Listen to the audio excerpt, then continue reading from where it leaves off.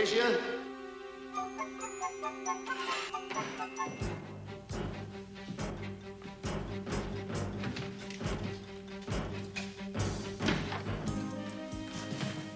What are you doing in here? Oh, I'm sorry, darling. I just wanted a little peace and quiet, and the door was open. It was? It's not supposed to be. We're ready to leave. You are going to the cocktail party, aren't you? Of course. We'll go out over the ocean and drop a little shark bait en route. Wonderful.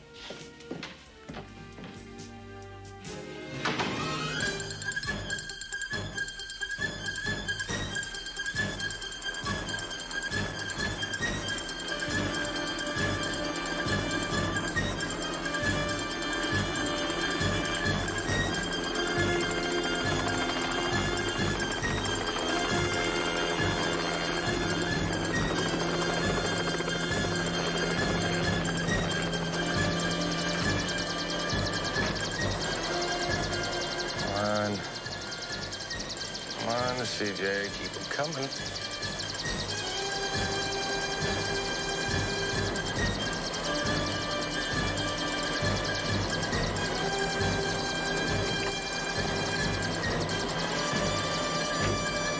Hey, you're not... Surprise!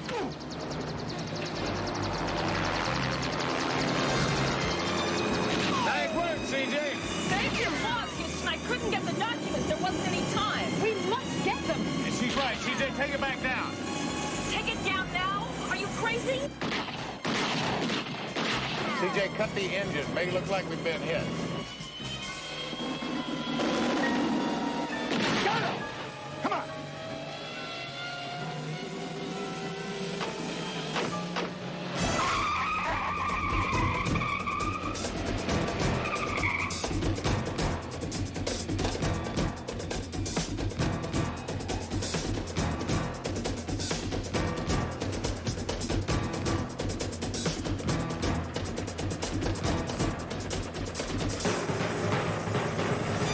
Combination. 7 left, 14 right, 6 left, 8 right. They're coming back.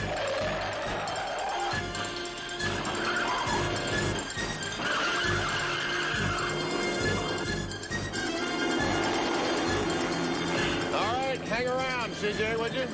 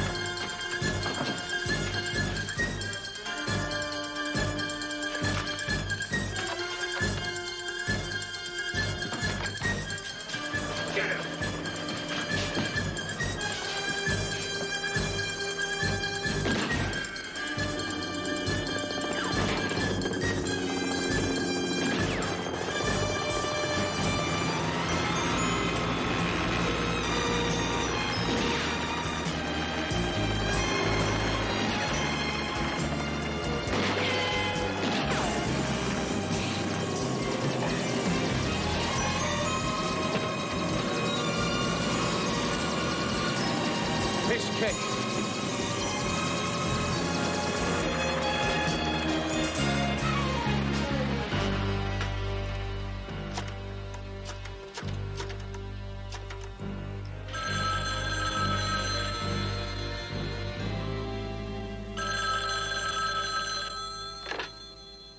Inspector McFadden here. This is Murdoch. Yes, sir, Mr. Murdoch. Unless I'm mistaken, some undercover agents from your department just paid me a visit. What are you talking about? Undercover agents. Specifically, a maid has been working for me for 2 months.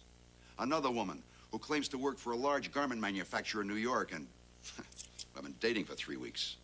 And a man who commandeered my helicopter. Now, the bottom line is they broke into my safe and made off with the latest list of illegal aliens we just brought in. What are you going to do? Me? Nothing. For starters, I always keep my books in code. It'll take them months to break it. And when they do, well, I've been a lawyer long enough to know those books were taken illegally. They'll never be admissible in court. There's only one chance they've got. That's to find somebody to testify against us. Now, that's where you come in. The last batch of illegals we brought in. Well, you send them back. Fast. Consider it done, sir.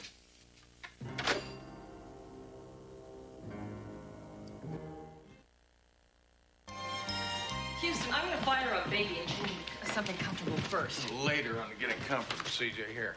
We've got to break Murdoch's code before he can have his man back to Mexico. I figure we've got about 2 hours to find those illegals. All we have to do is find the one rotten apple in the barrel. Yeah, the barrel being the Immigration and Naturalization Services. We at INS have had no luck finding this rotten apple. That's why we hired you. But you're sure Murdoch is running illegal aliens between here and Chicago? Definitely. We just can't prove it. Nor can we determine which INS official's on Murdoch's payroll. I think we've already run out of time. CJ, did you come up with anything on the records? No rotten apple names, Houston, but baby has decoded a list of Mexican names with companies next to them. The illegals and where they were brought to work in order to pay off their passage from Mexico to Los Angeles. Now, those are the people we need to get testimonies from about being smuggled in. The same people that Murdoch is going to try and ship out before we can get to them. So I think I've got something here. It could be the last location. It's a place named Brady's. I know it. It's in the garment district. Let's go.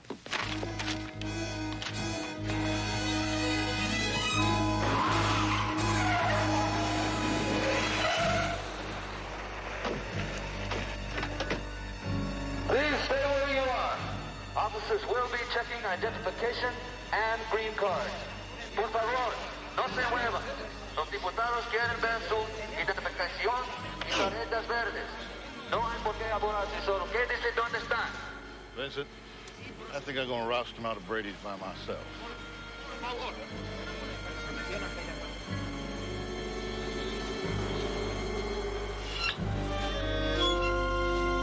Buenos dias, ladies. Time to pay the piper. Everybody outside for a little green card inspection. Pronto! Oh, no! Not again! It's your lucky day, Brady. Some of these fortunate ladies are going to win an all-expense-paid trip back to Mexico. Come on, how do you expect me to turn a profit? You keep coming in here cleaning me out. Think of it as incentive. If you'd hire some people from the good old U.S. of A., we'd probably leave you alone. You kidding? I'd have to pay union wages that'd bankrupt me in a week. Hey, Sarah. Whoa, wait a minute. What do we got here? What's your name, little senorita? Look, Corey, I got 2 weeks worth of back orders on the machines. Just give me a couple of lousy days, huh? No can do, Brady. But what are you doing, Corey? I think this little senorita's got a concealed weapon. I'm going to have to search her.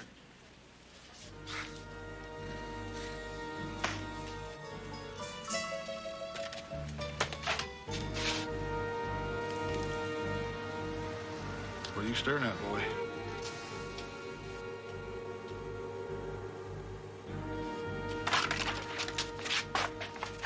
Who are you going to tell, boy? Your mama? Huh? Inspector McFadden!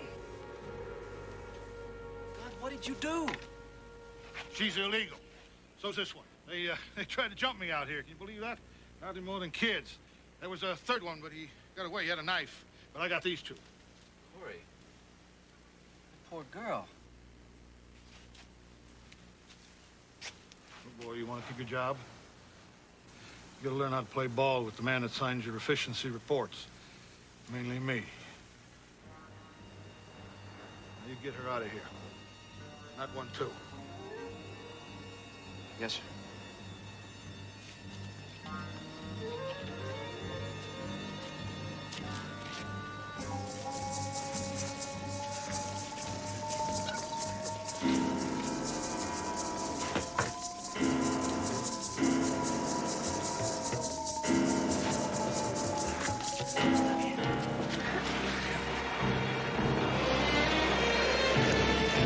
It's too late.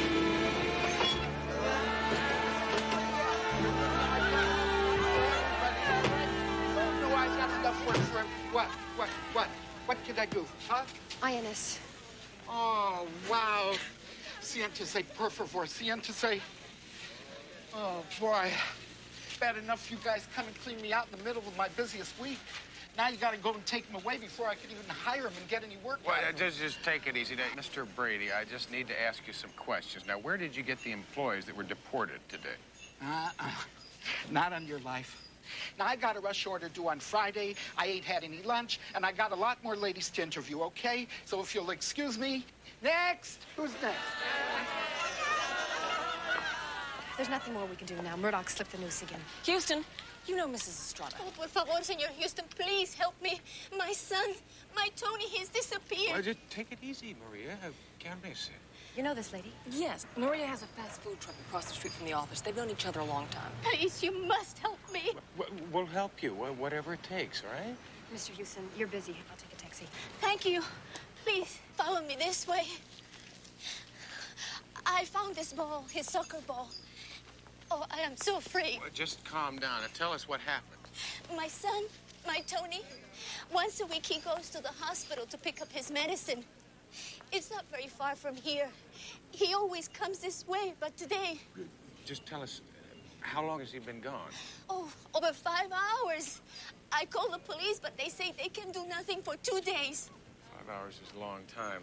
Well, not for a 15-year-old boy, Houston. He could be out playing ball. CJ, you don't understand. Tony's a special boy. He's retarded and a diabetic. The trip to the hospital is the only time that I allow him to go out by himself. It only takes him 20 minutes, even when he takes his ball to play with. Where did you find his ball? Do you remember? See, just follow me. I'll show you. Who's next? Wait, one at a time. All right, you come with me. Come this way.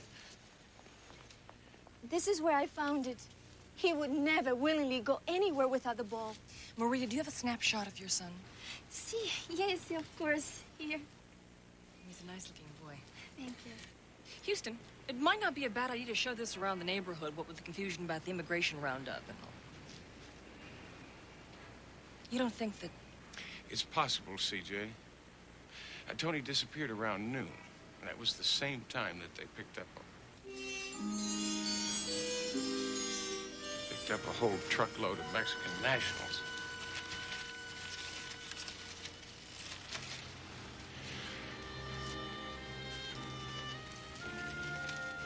Is this what Tony went to the hospital to pick up? See. Oh, my God. What is it? Tony's insulin, CJ. Oh, I prayed he would still have it. He needs a shot every day. Without his shots... Yes, I know. He'll go into insulin shock. I mean, we've got about 48 hours to find him. Or he'll die. Let's don't worry. We're going to find him, Mark.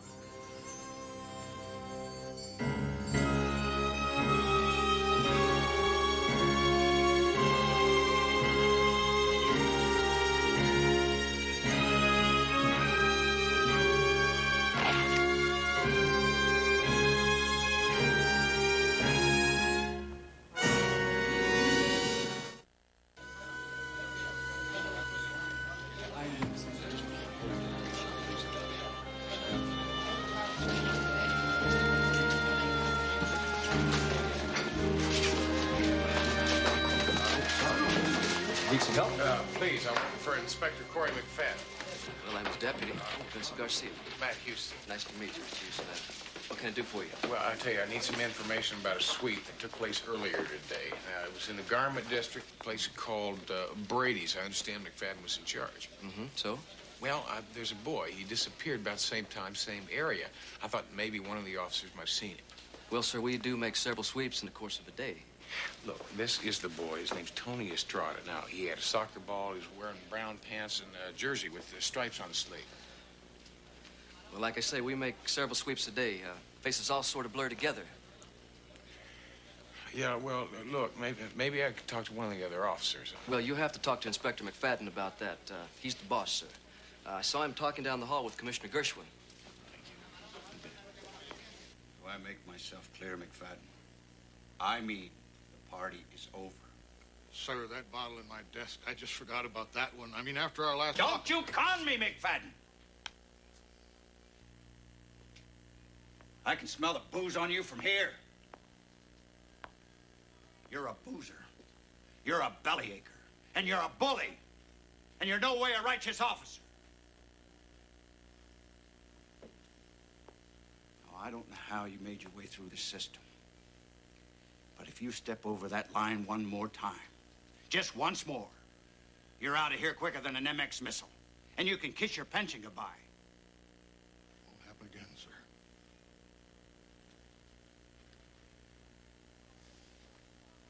I hear just one more rumor that you're out of line. And you're gone. Now, don't you have work to do, mister?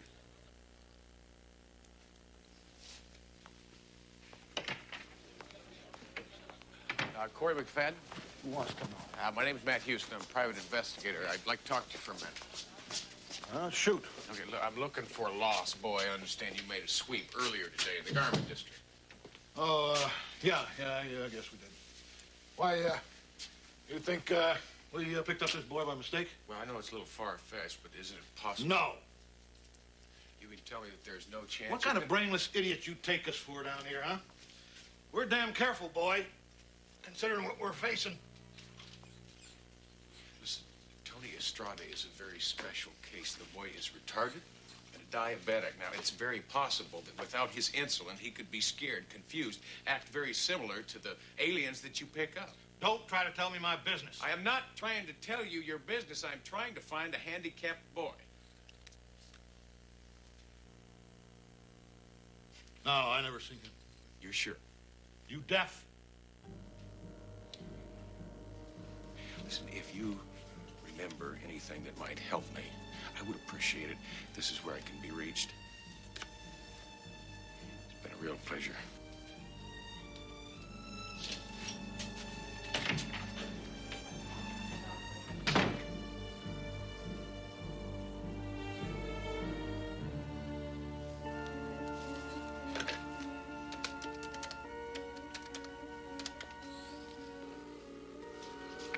This is Inspector Corey McFadden in L.A. I need to know what happened to that herd of aliens that we hauled out of the garment district noon today. Now? Yes, right now. They'll be shipped out on a bus tonight at 10 o'clock. Next.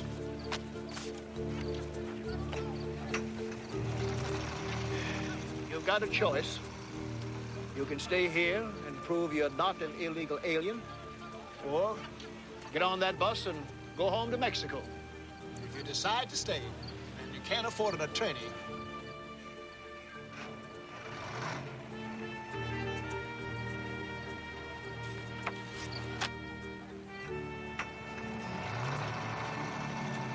son?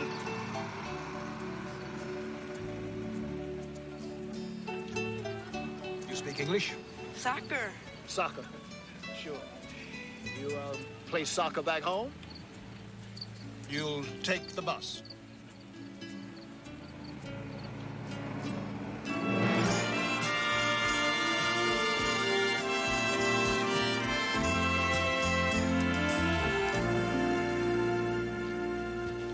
CJ, I have checked every local, state, and federal halfway house, hospital, adoption agency. Nothing. I even checked the morgue. Well, that brings us back to the INS sweep yesterday.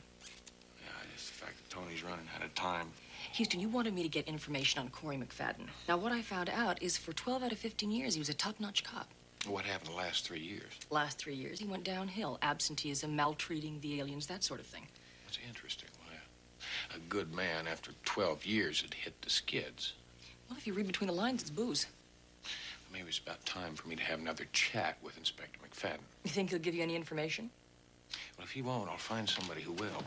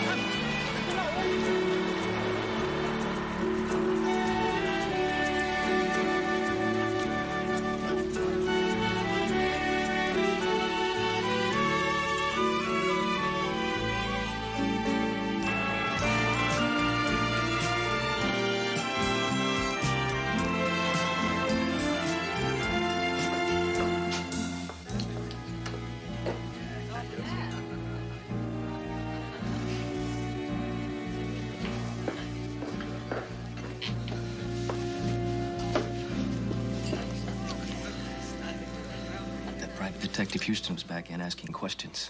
So? We got nothing to hide, boy. No. She's dead, Corey. The girl you... in the alley yesterday? I just got a phone call. You killed her.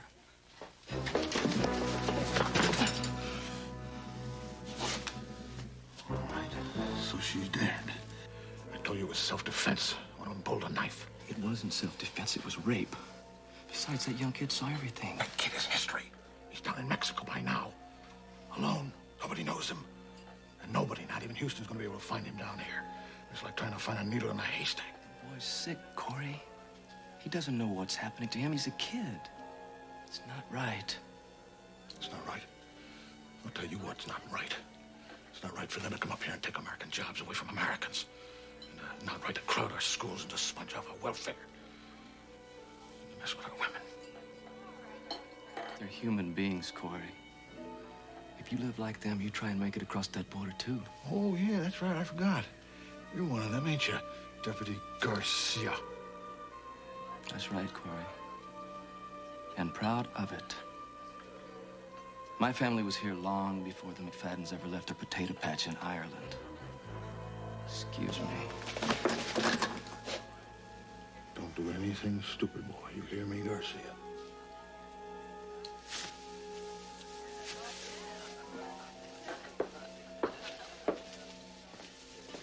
Excuse me, senor. You got problems, amigo?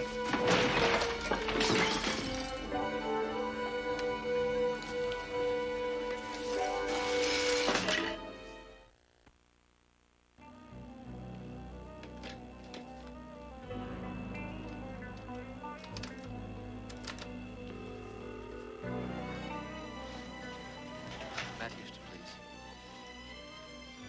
Mr. Houston, this is Deputy Garcia, INS. I've been thinking and... well, I've got something you'd like to see. I'm on my way. No, not now. My office tonight, 11 o'clock. Okay.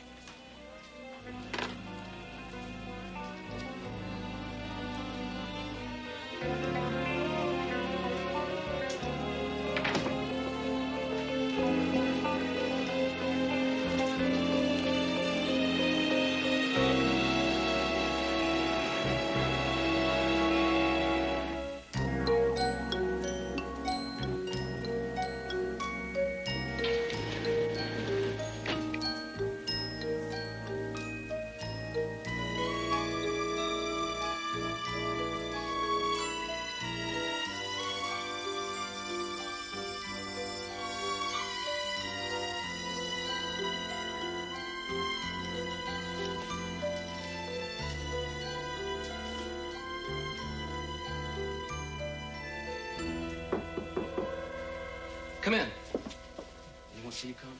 No. I should have talked to you before. Look, I just got out of the academy. I mean, McFadden's my boss, and you're not supposed to go over your boss's head, but this is different. Do you have any information on the boy? Please, I'm running out of time. You were right. We picked up the boy during a sweep of that neighborhood. It was McFadden. The kids saw him. There was this young girl. McFadden pulled her out into the alley, and he beat her up real bad. And I guess the kids saw what else he did to her. I mean, he would have killed him, too, if I wouldn't have come when I did. What do you mean, too? The girl is dead. McFadden had her shipped out. She was illegal. I checked on it, but... man, she died before she got across the border. No one here knows about it yet. Where is Tony now? Probably Tijuana. Well, whereabouts in Tijuana? I mean, a police station? Bus drivers, they just dump him anywhere. CJ, listen, Tony is in Tijuana. Find his mother and get his insulin for me, and I'll keep in touch, all right? Listen, I have got one more question. Why did they pick Brady's place that particular day for the raid? That day, McFadden had made real careful plans for a sweep in the valley. He gets this phone call, does a complete switch, and we hit Brady's. Any idea who made that phone call? No. Does the name Murdoch mean anything to you? No, afraid not. I have a funny feeling it does to your boss. Thank you very much. Yeah, you're welcome.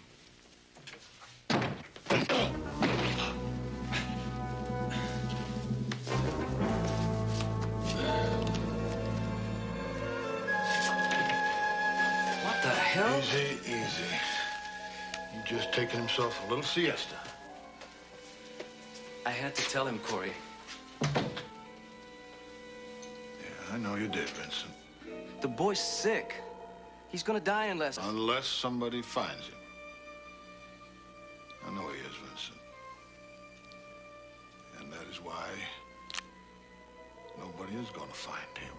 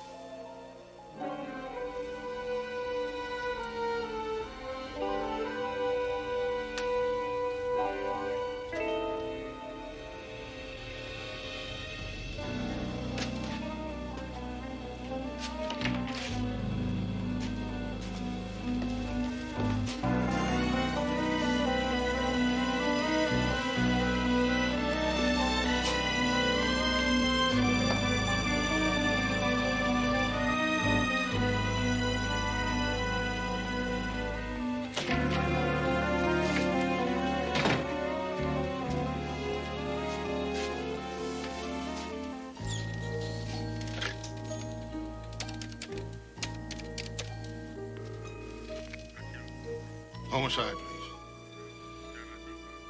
Homicide? This here is Inspector Corey McFadden over at INS. I want to report a murder. Come off of it, Hoyt. I mean, I had as good a reason to kill Garcia as you did. With one big difference. I wasn't found with the murder weapon in my hands. You were. It is a frame. Take a look at the knot on the back of my head. If you want a good suspect... Hey, get off the McFadden kick. The man has worked here for 15 years. Now, you trying to tell me he wakes up one morning and decides to kill his own deputy? Have you taken a look at McFadden's record? The man is not what I would call an Eagle Scout. So the man's had a few problems for the last 3 years. Problems? That man raped a Mexican girl in the Garment District yesterday. Now, today she is dead. Garcia knew about it. Now, McFadden killed him and framed me for it. Now he's going to go after the only person that can link him to that killing. The little Mexican kid you keep mentioning. The little Mexican kid happens to be a U.S. citizen who's going to die unless we get him some medicine in a hurry, and he better not get to him first. Look, Houston, the source for all your information just got wheeled out of here in a body bag. Now, that makes your story a little hard to check out. It happens to be true. Look at it from my point of view. I have a very dead body on my hands. A federal officer, no less. Now, I don't know what the hell's going on here, but it looks like that officer was killed with your gun. That's super. I mean, it's just great. You're going to arrest me for the murder. Nobody goes looking for the boy, and he just dies. I have procedures I have to follow. Fellas, I have to take you in. Hey, I am a big boy. I can walk myself, all right?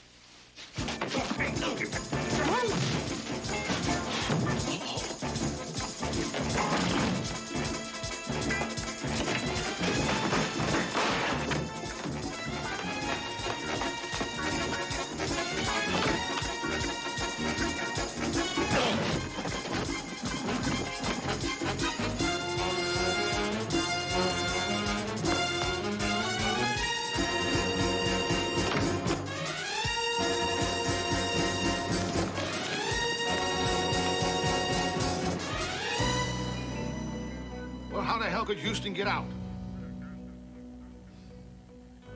Yeah, all right. Well, thanks for telling me.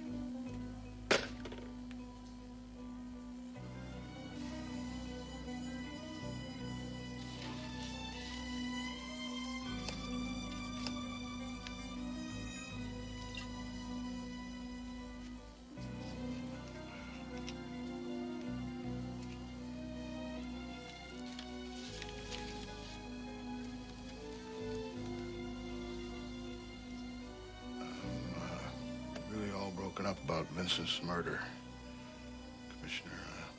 And honest to God, Henry, sir. All this murder business just got me turned around. I think I need some time off. I'm just too stunned to work.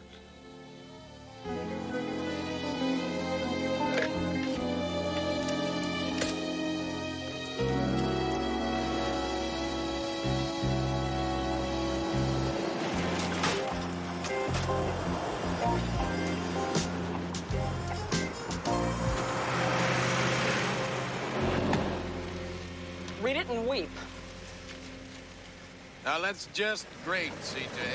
I mean, Tony's got about 2 hours to live, and there's no way I'm going to get past the Border Patrol now. Houston, with publicity like that, you won't get past San Diego. Well, CJ, you've got to stop practicing the power of negative thinking. Head for the airport. Which one, San Diego or LAX? Neither. Willie Conklin's. Crazy Willie Conklin? You've got to be kidding. No, CJ, I am desperate. Okay. She's turning, Lieutenant. Stay on the tail lines. Sooner or later, Miss C.J. Parsons will take us directly to Matt Houston.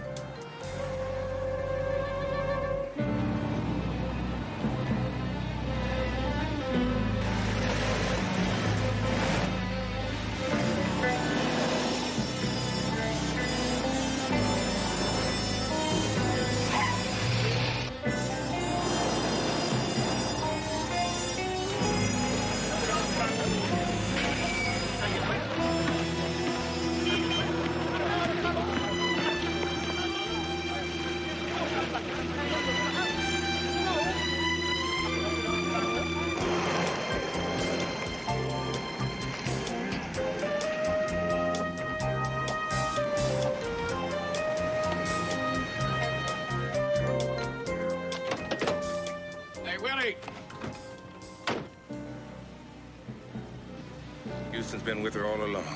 I'm a little worried about letting you try it, Houston. I mean, I just put it together. I'm not even sure it's going to work. Yeah, well, I haven't got much choice. I've about run out of options, Willie. Hit it, Owens.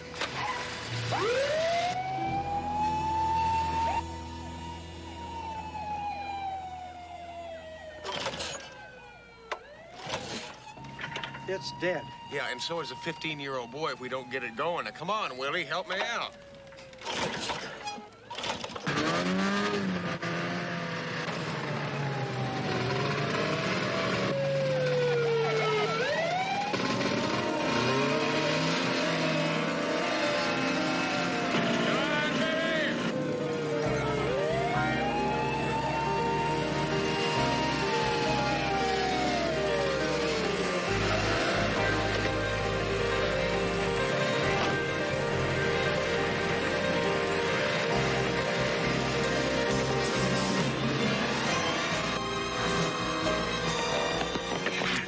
Unnecessary, Owens.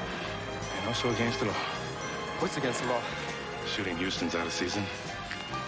Shooting Houston's out of season?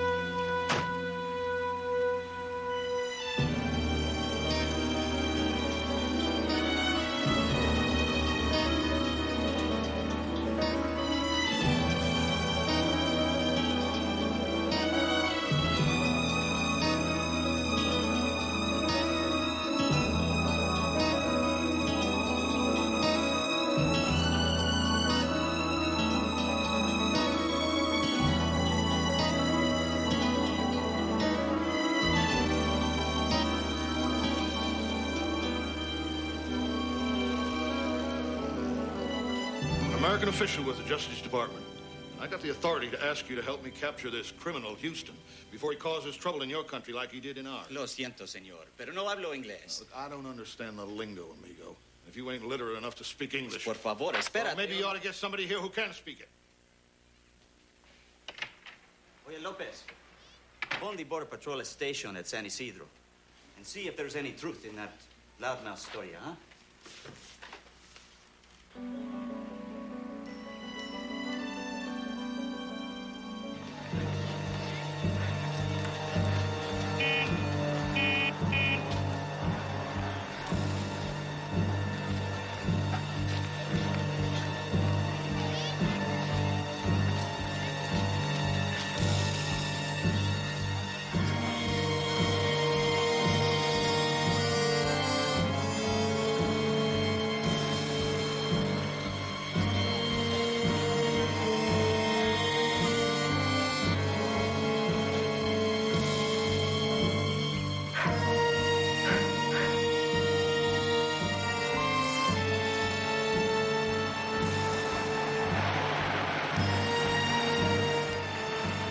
boy you are looking for. I might be able to help.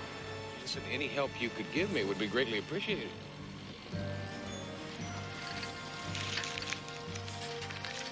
I know this guy. He might be able to help you find who you're looking for. You lead the way, amigo. Tony!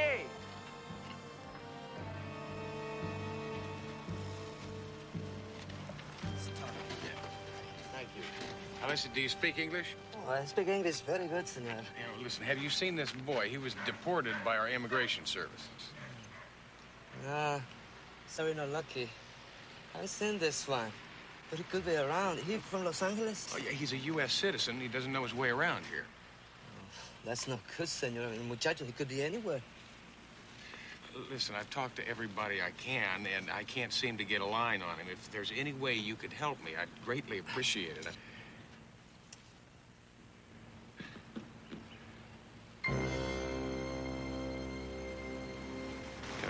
Take me to the soccer stadium.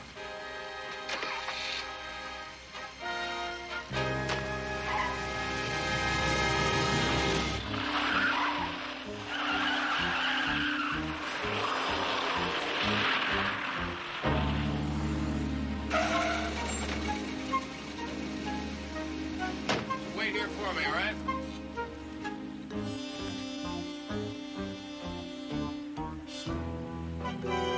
Tony!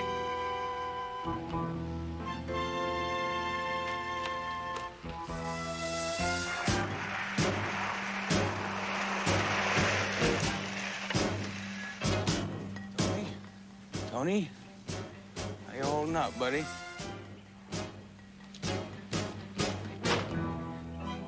just take it easy.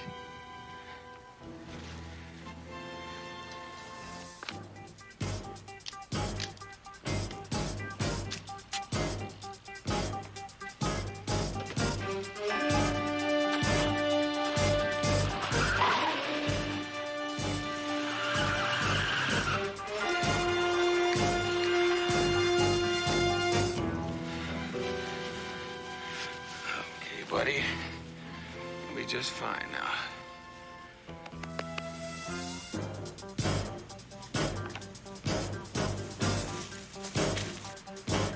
End of the line, hombre.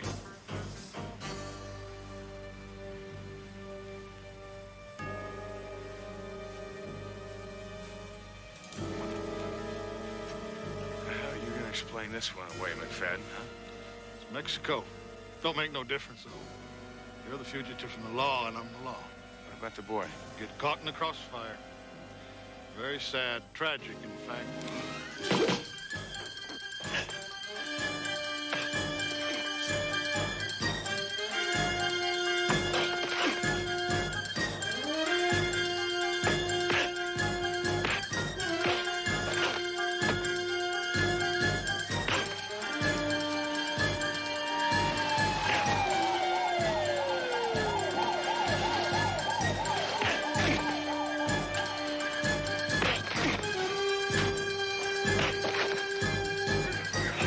Señor! Señor, it's all over!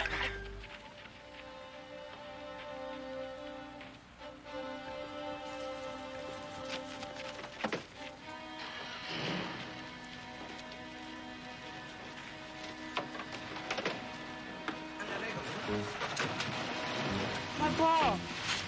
Don't you worry about your ball. We'll get you another one, okay?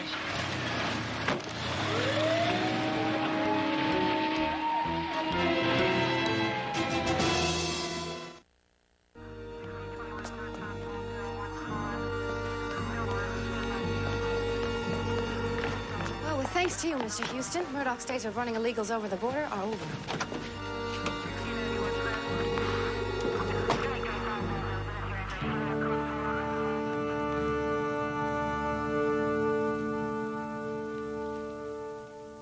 I don't know how to thank you enough, Senor Houston. It's so good to have my Tony back home. Hey, Houston, why didn't you tell me Tony here was a whiz at checkers? Well, actually, that's Tony's second favorite pastime, which reminds me, I wonder where CJ is. Well, here she is now. Tony, I promised you a soccer ball, and I figured you could use a couple extras. Here you go. Go. Now you know why I don't permit shooting Houstons out of season.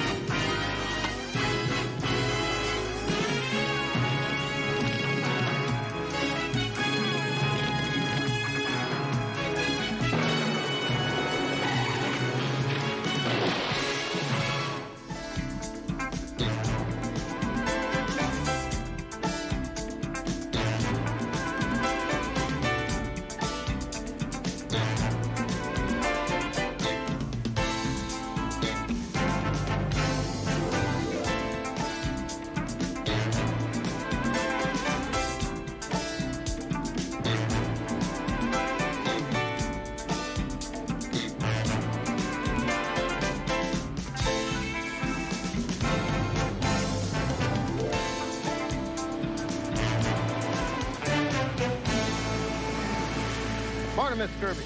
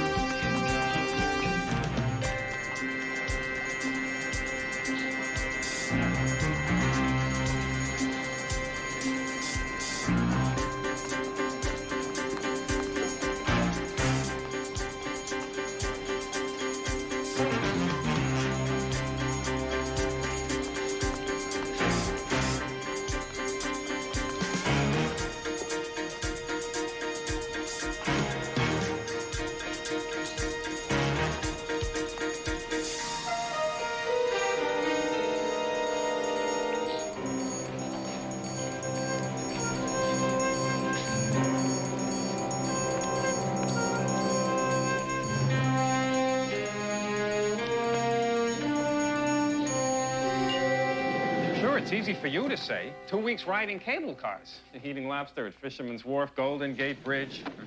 Murray, do you remember the song I Left My Heart in San Francisco? Well, I was too busy giving depositions. For all I know, it was a lot easier when Houston was running things. He won't even let me discuss business with him on this floor. Murray, what is this? It's what it looks like. It's a poker game. It's been going on 3 days now that I know of. Isn't that Toomey Malone, the pro football player? Ex-pro football player, now a private eye type. Houston used him as a leg man while you were gone. Using the term loosely, the lady next to him is known as Disaster Mary. Won't matter if you do find it. We ran out of beer last night. Are you saying this isn't last night anymore? No beer? What kind of poker game is this? Come on, Slim. Have I ever let you down before? I mean, beer's on its way. 2 cases and the usual nachos and pickled pig's feet.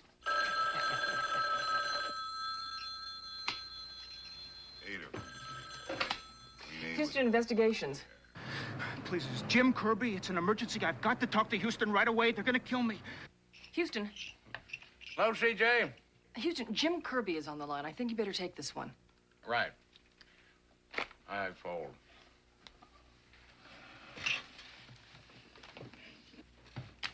Six times the lover. No help. Hello, Jim. Houston, you've got to help me. They're gonna kill me. Look, they're gonna find me any minute. Jim, where are you? I'm across the street in the mall. Well, you just stay put, and I'll get there as soon as I can, all right? CJ, get a hold of the police and tell them to meet me over there, all right? And it's good to have you back.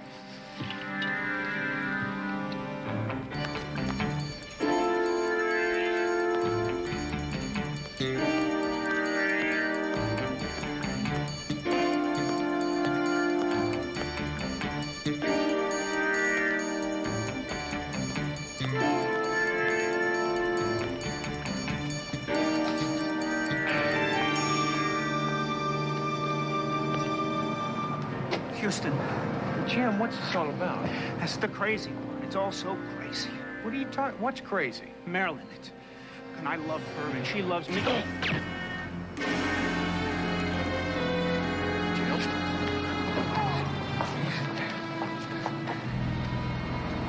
Save Marilyn. Don't let them hurt Marilyn. I won't, Jim. Marilyn, who? How do I find her? Jim. Marilyn.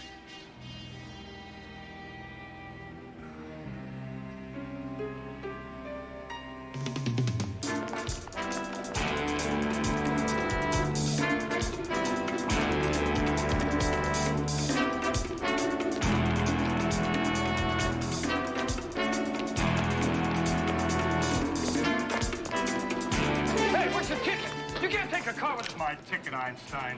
No problem.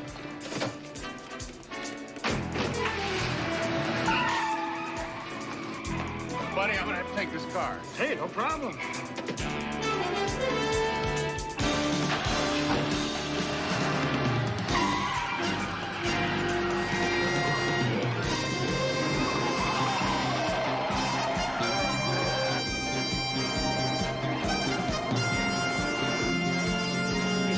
Cal.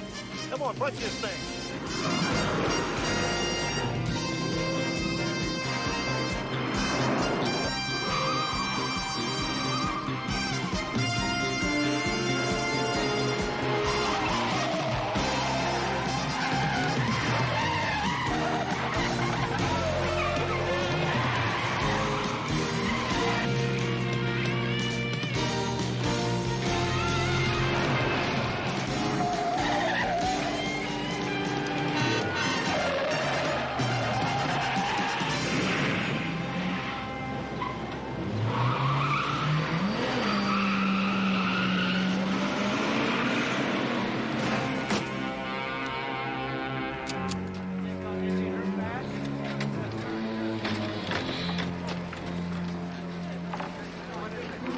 You know something? You're an easy guy to find. You leave dead bodies and wrecked cars everywhere you go. I'm fine. Next time I pursue some criminals, I'll make sure they're a little more refined. That's right. Be a wise guy. And end up in a metal cage downtown. Come on, Hoyt. Now, we've been all through this. Yeah. Guy calls you a half an hour ago. He's in a panic. Somebody's trying to kill him. You rush over, he's dead. You know what? Got 12 witnesses. Most of them think you shot him. Now, would you just forget about that for a minute? What about the Maryland thing? Oh, stop them before they get Marilyn. We don't want to forget about her. But don't worry. We'll check all the Marilyns in his life.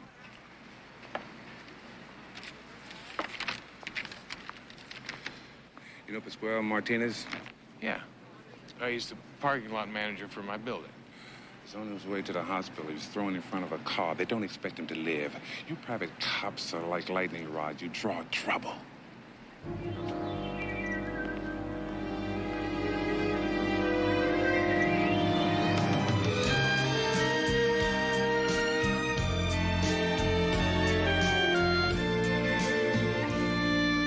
Pasquale's got to live, CJ. The man who's got 6 kids, one of them's not even a year old.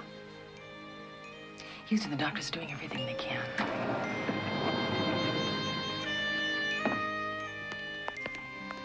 Houston, I took the liberty of breaking up the poker game. I've got Baby all set to go in the Jim Kirby file. Not now, Murray. Listen, CJ, I want you to get in touch with the people who run the Houston Employees Fund. Just make sure that Pasquale's family's got everything they need. You got it. I think you're going to want to see this, Houston. Murray, I thought when I made you president of Houston Industries that taking care of all these businesses would keep you busy. Well, they do. I just figured maybe once in a while I could help you with some detective work. Yeah, Murray, when the police find out who the Maryland was in Kirby's life, they are bound to find an irate father, a jealous husband who shot him. That's just it, Houston. Lieutenant Hoyt called while you were with Martinez at the hospital. There was no Marilyn in Jim Kirby's life. Wait, what do you mean, no Marilyn? Not that they could come up with it, since they know that Kirby worked here. I get it. So Hoyt figures he can get more from our files than he can from his own. Yes, I'll hold. That makes sense. Kirby worked in a security-sensitive area. James Kirby, 32 years old, single, computer programmer, Houston Trust Funds, formerly Houston Industries. Is there anything about Marilyn on the file? Unfortunately, the only Marilyn of any note in Kirby's life that Baby could come up with was Marilyn Stein, Kirby's fourth grade teacher, White Beach Elementary School, 1960-61. Murray, people don't die for their fourth grade teachers. Right, so I figured we'd better keep digging. Houston, I think we hit pay dirt. The late Mr. Kirby earned just over $54,000 last year, almost as much the year before. And? Financially, everything in his life was fine until about 8 months ago, when money started disappearing out of his accounts like money was water and somebody turned a faucet on. When the man died in the pavement this morning, he was over $100,000 in debt.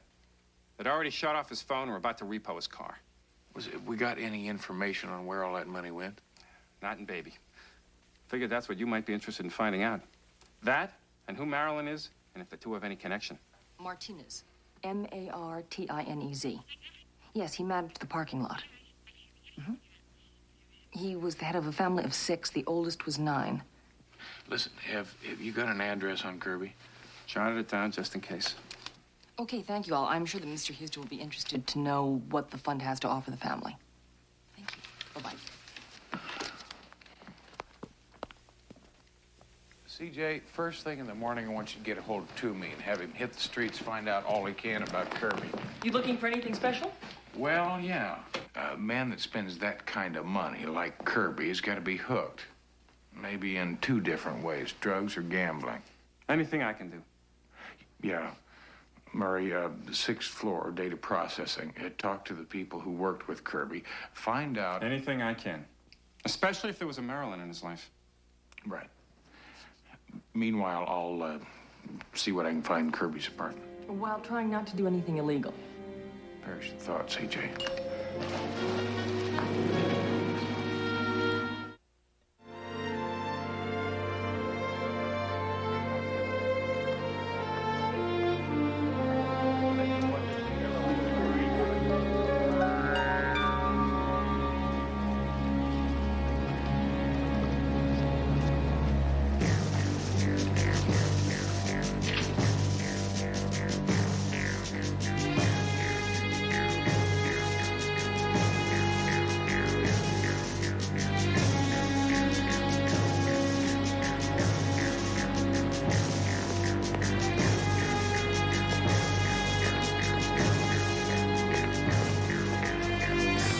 Still at it.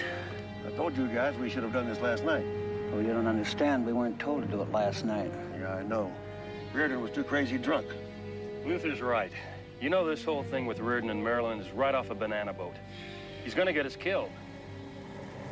Oh, what the hell?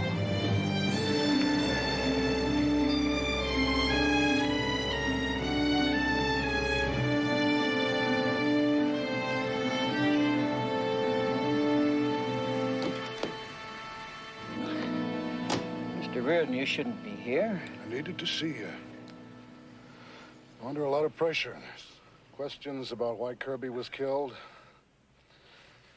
Until it eases up, I want you to camp out near the Hatteras house. And keep an eye on Marilyn?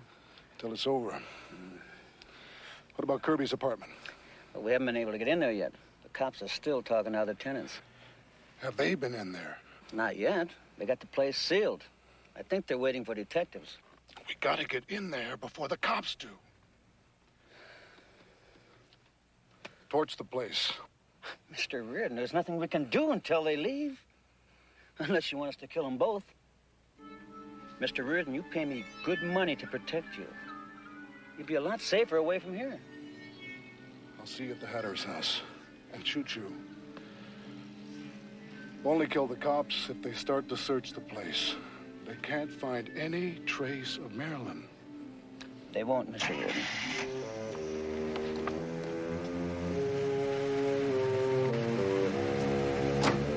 Henry to the Hatter's Street house.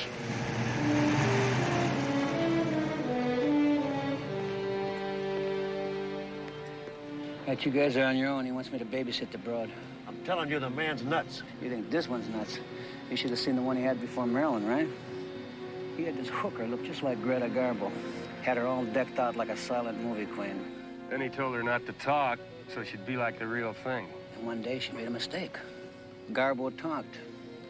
After he got done roughing her up, he cut her tongue out.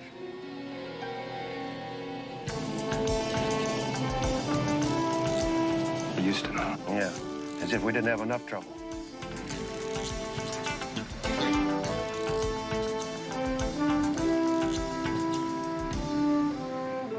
If he's still around when the cops leave, kill him. You got it.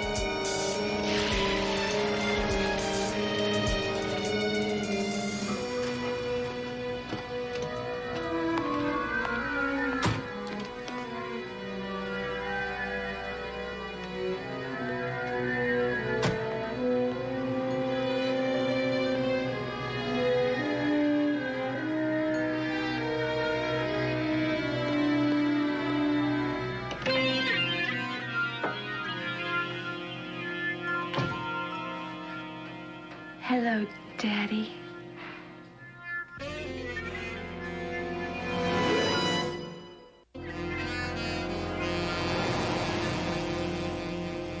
I missed you. I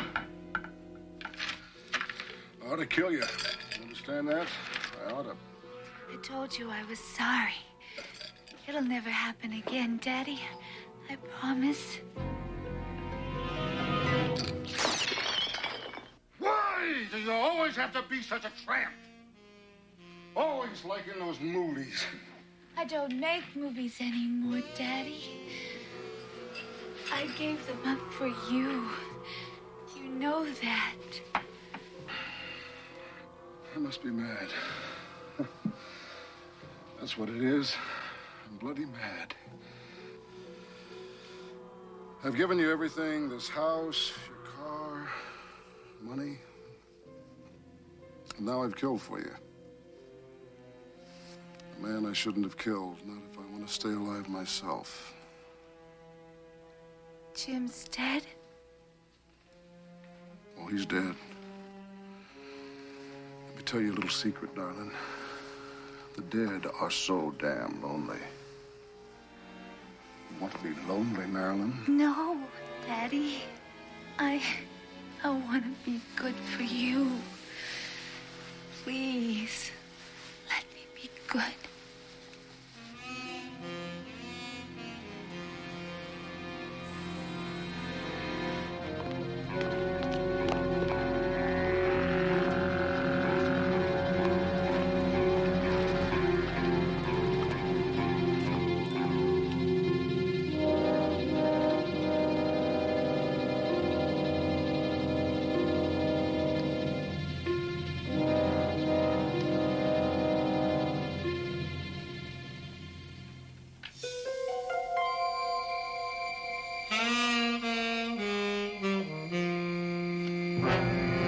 Game's over, Dick Tracy. take those pictures. I had a funny feeling I'd be running into you fellas again. Here, let's get this over with.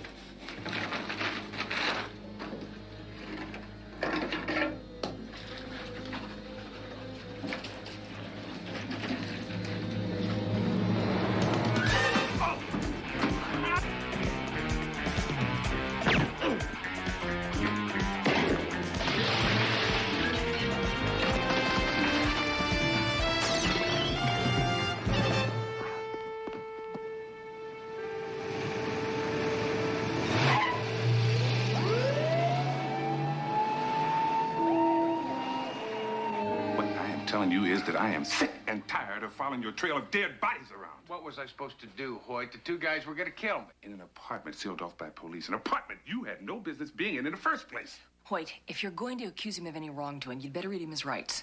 Listen, Counselor, let me tell you... Lieutenant, now I tried to be nice and let you talk to him while I was patching him up, but being nice didn't work, did it?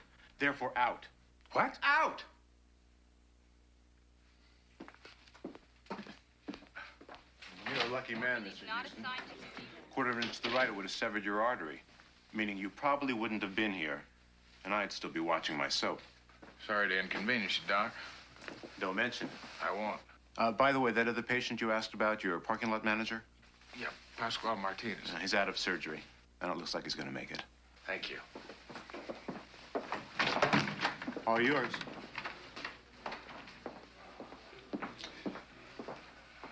You know something, Private Eye? I could have your license a dozen different ways if I wanted to. Yeah, well, you won't. See, because I have something you need, Hoyt. You bet you do. Well, let's start from the top, then. Now, first off, I got into that apartment, and that's where I found the photograph. I couldn't have been in that apartment more than a couple minutes before I saw the photograph. Of Kirby and Marilyn Monroe. I didn't say it made any sense. I'm telling you what I saw. Houston, do you get the feeling that the good lieutenant doesn't believe you? I just wish he saw more or remembered more. I saw everything. I remember everything. I'm telling you everything I know. Right. You probably saw a photo of Kirby and maybe even a blonde woman. In the confusion of in shock of taking on a bullet hit, your mind made a connection between the blonde woman and the name Marilyn. Are Right. you saying Houston is hallucinating? That wouldn't be the first time, even for a trained professional. You know what I Then mean? forget about Maryland for a minute. Who do you think shot Kirby? I don't know. But the man you killed in Kirby's apartment was a syndicate muscle. Now, the captain figures that the syndicate has tidier ways of killing people than shooting them down in public malls. Kirby is tied to the syndicate? Well, if they're that desperate to kill Kirby, it must be just the tip of the iceberg.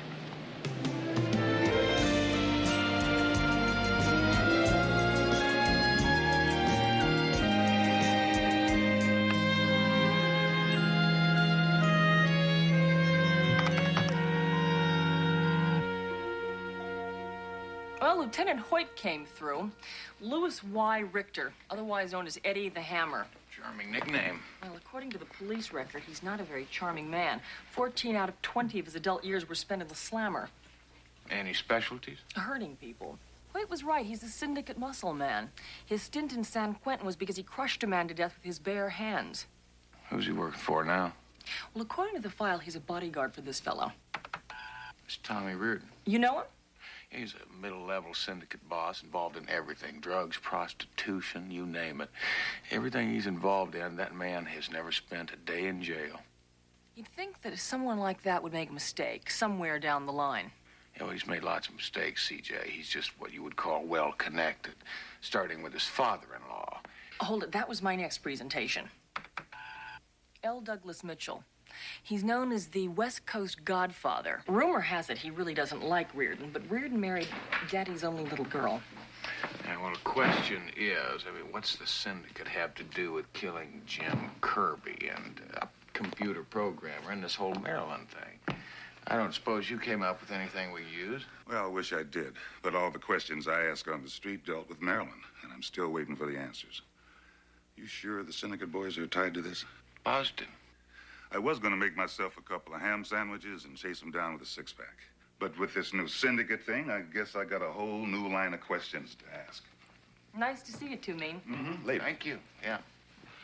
I think you can afford to miss a meal or two, don't you? Okay, where do we begin? Right where Jim Kirby wanted us to begin. Finding Marilyn. Now, I recognized a pier in a couple of those photographs I saw at that apartment. I think we better start there first off in the morning.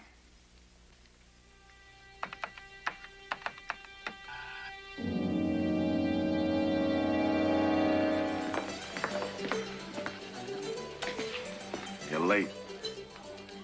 I had business that I... So important you miss your son's confirmation under the holy sacraments of the church? I'm sorry, Douglas. It was unavoidable. This is a lovely spread. Young Tommy will always remember this. Why was Mr. Kirby killed? We're all making a lot of money through him. Oh, can't that wait, Douglas? This is such a happy occasion. Why was Kirby killed, Thomas? Security reasons. Kirby was going to go to the police. We had no choice. Why don't I believe you? Well, it's the truth. I had to have it done. You have a lovely family, Thomas. My daughter, grandchildren. If you ever do anything to hurt them, or if I find out you've lied to me. I told you, Douglas. It's security reasons. Excuse me, Douglas, please.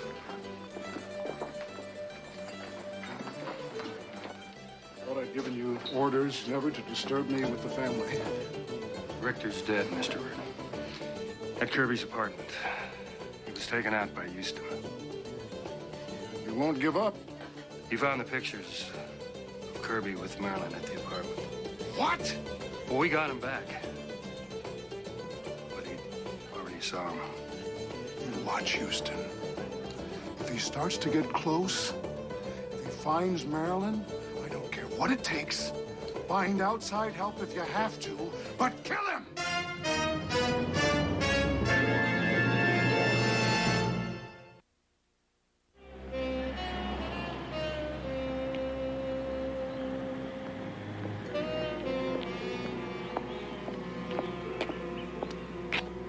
I've washed the car 3 times.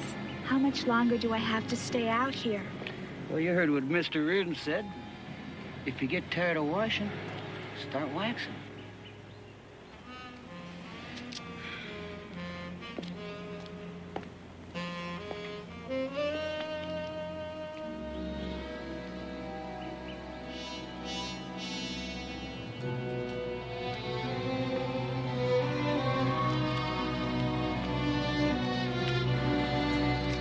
Next thing you're going to be telling me is there really is a Superman. But that lady, she's a dead ringer for Marilyn Monroe. I mean, this is kind of weird. Yeah, but it makes sense. It does? Yeah, from what I found out, Reardon just can't help falling for old movie stars. He finds hookers that looks like them, makes them play the part, then lavishes them with gifts, money, you name it. I wonder if Reardon's father-in-law knows about Marilyn. That's a very good question, CJ. Listen, what else did you come up with on Kirby? Plenty. You tying him up with the syndicate, that was the key. Word is, Kirby was a penny ante gambling man. Then about 6 months ago, he met up with Tom Reardon, and they became best of friends. Oh, and let me guess then, right? All of a sudden, he hit a terrific winning streak, right? Started increasing the size of his bets? You got it. Then Reardon gave Kirby unlimited credit and introduced him to the wonders of hard drugs. That's when the bubble burst. Like an atom bomb. And when all was said and done, then Kirby wound up with $100 grand worth of gambling debts. But Houston, now Reardon, meaning the syndicate, had their hooks into Kirby. But, I mean, so what? What's the point? CJ, listen, what I want you to do is go back, talk to all the people that worked with Kirby. Find out what he was spending his time on. Okay, where will you be? I'm gonna have a little talk with Marilyn. And what about that goon Gardner? Glad you asked me that, Toomey.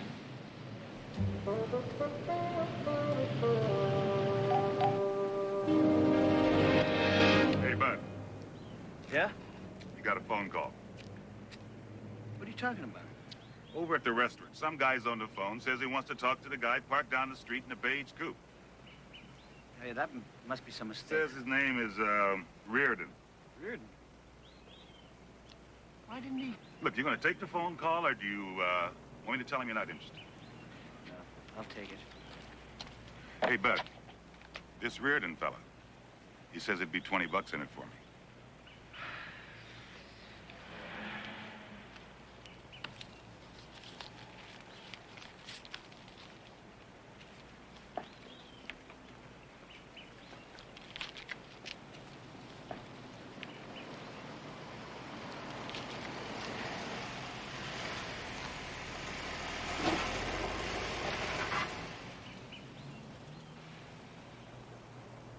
Am I going crazy, or are you... Why do you think you're going crazy? Well, if I didn't know better, I could swear that you're Marilyn Monroe. Maybe I am. Yeah. Well, most people think you're dead. Kind of like Jim Kirby's dead. Who are you? I am a friend of Jim's. Just before he died, he told me that he loved you very much, and I was supposed to find you because you needed help. I don't need any help. Listen, Marilyn, or whatever your name is, you can't run away from this thing. Please, there's nothing I can tell you. Of course not. Mr. Reardon, you were right about making Marilyn stay out front all day and wash her car. Houston found her. He's with her now. Listen to me. Reardon and his friends wanted to hook Jim. Now, they used gambling and they used drugs. They probably used you. You were the bait, weren't you? That's not true. I would never have done that to Jim. I loved him. He was the only one who ever... Yeah, just listen to me for a minute. You men always think you're so right, and you're always so wrong. Jim... he would be alive now if it wasn't for me. I wasn't the bait. Are you crazy? Jim was killed because Tommy found out about us.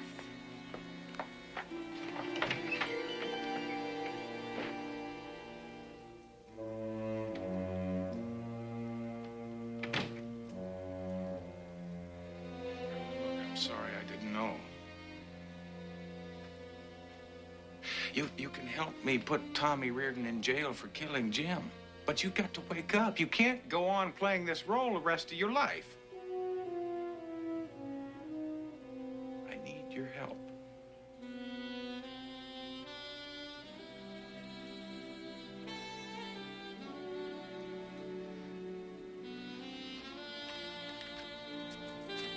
Change your mind. This is my card. Please give me a call.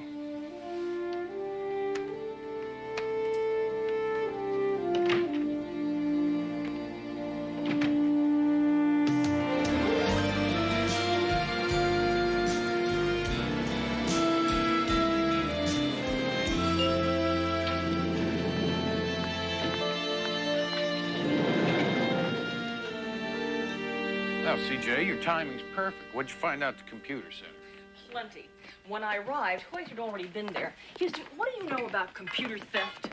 Well, just that one computer is used to gain illegal entrance to another computer's file. You got it. The reason that Hoyt wanted to get a hold of Kirby's files is because the police department and the FBI were coordinating an investigation. It appears that our computer whiz kid, Jim Kirby, was using the Houston Company computers to tap into, listen to this, Houston, the master computer for the stock exchange. That could be worth millions of dollars. Well, that explains why Reardon and his friends worked so hard to hook Jim. The irony is that the police department feels that they would never have been able to unravel the scam if it wasn't for Kirby's death pointing them in that direction. And now that Jim's dead, no way to tie the syndicate into it. So the syndicate just goes scot-free and life goes on. Well, it looks that way. Well, maybe not. Houston, I don't like the look in your eye. Houston, what do you have in mind? Well, it's called revenge, folks. See, I don't like people running around hurting my friends. Well, if the police can't do anything, what can you do? Try this on for size. Now, Reardon had Kirby killed in a fit of jealous rage, right? Right. Well, when he did that, he cut the syndicate and a not-so-loving father-in-law out of a whole bunch of potential income. Now, what do you suppose they would do if they found out the truth about that? Well, whatever it is, it wouldn't be terribly pleasant. Yeah. Do you mean I want you to hit the streets, put the word out? I want to have a meeting with this boss man, Reardon's father-in-law. Tell him all about Marilyn Monroe and why Kirby actually was killed. Houston, when Reardon finds out about this, he's going to come after you. That's what I'm counting on, CJ.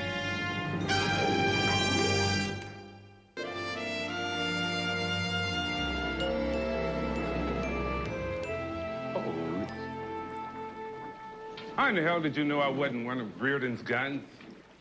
Because since midnight last night, I've had every entrance to this place monitored with video equipment. Security informed us before you ever got out of your car. Now, that's fine. So you're safe as long as you're in the building. But what happens when you go out in the street? I don't have enough cops in the city to protect you. I'm not looking for protection, Hoy. You're crazy.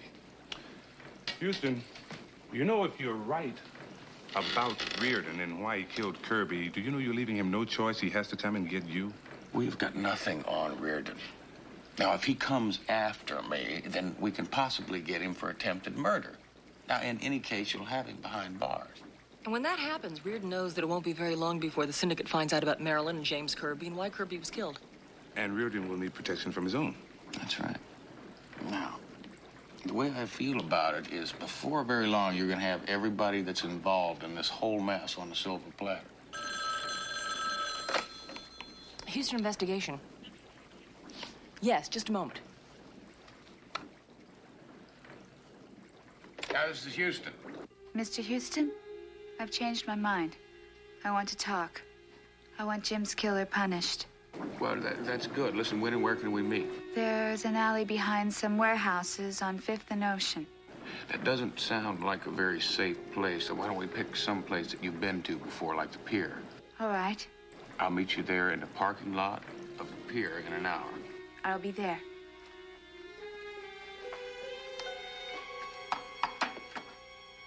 Did I do all right, Daddy? You did just fine, darling. Just fine. I'm gonna miss you. What do you mean? You said after you talked to Houston, made him stay away, we could go away. You really are as dumb as you look, aren't you? Beautiful Marilyn. It's always such a shame to kill something so beautiful. Kill? What? Kill me? It's a question of priorities. I can't afford to let you and Houston live. You can't. I'm Marilyn. You love me. You can't kill me. Please, you wouldn't kill me. It's a joke. That's it, isn't it? It's a joke. Oh, Tommy, you and your sense of humor. I try to tell my friends how funny you are.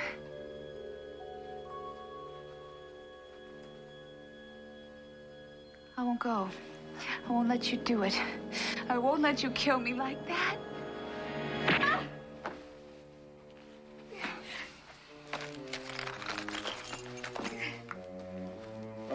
You see such a handsome lad growing up fine and strong in Colorado. Give me that. And your parents raising him like he was one of their very own. That's fine Christian charity. Leave Patrick out of this. You're a slut and a whore. An abomination to God's purpose. You don't deserve to live. Now, Marilyn, you're gonna do exactly what I tell you to do today, or young, handsome Patrick's gonna wake up without a face.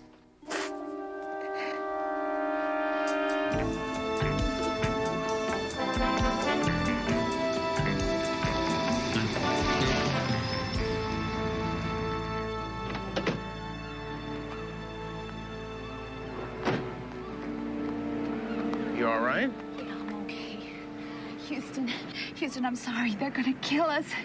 They made me do this. They're gonna kill my little boy. Take it easy, all right?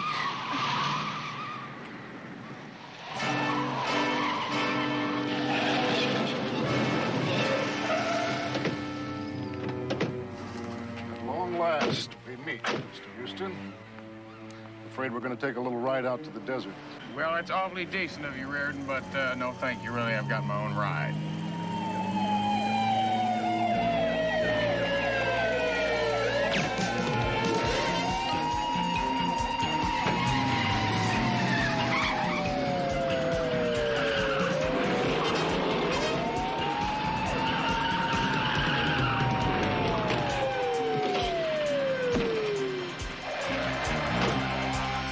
Get over here. Got a right grain solid?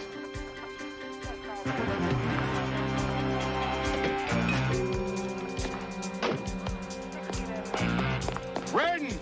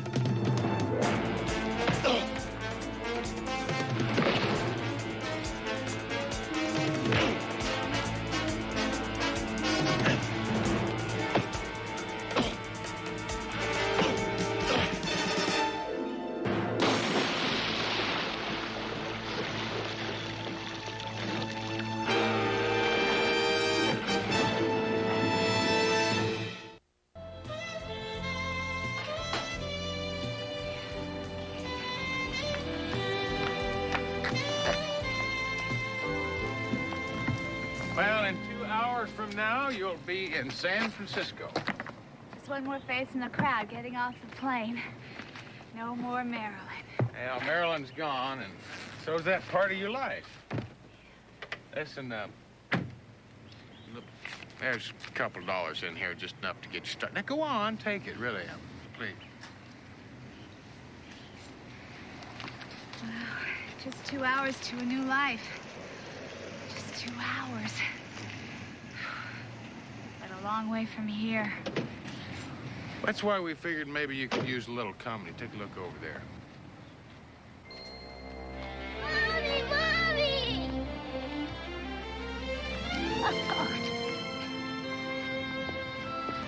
See, we got in touch with your folks in Colorado, and they seem to think that you'd be just fine as long as you had your little boy with you. Oh, baby, let me see you. Oh, you're just beautiful. It's awfully nice. Yes, it is.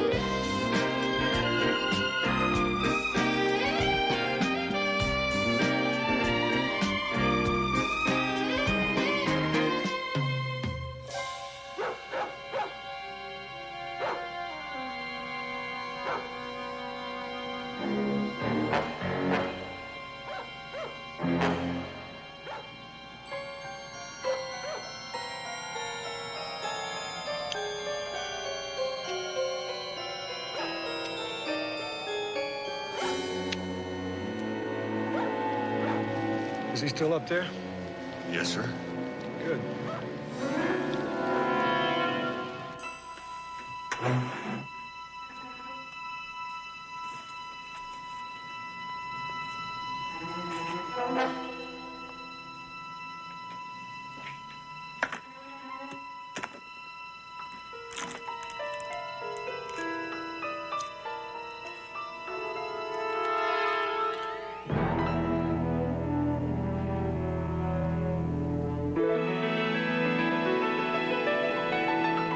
You know, I knew I had another bottle of the,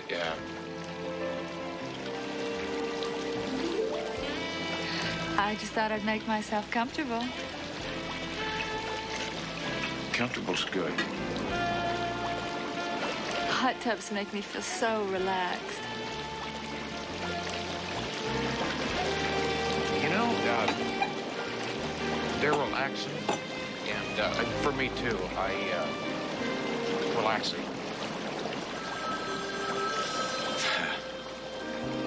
Telephone.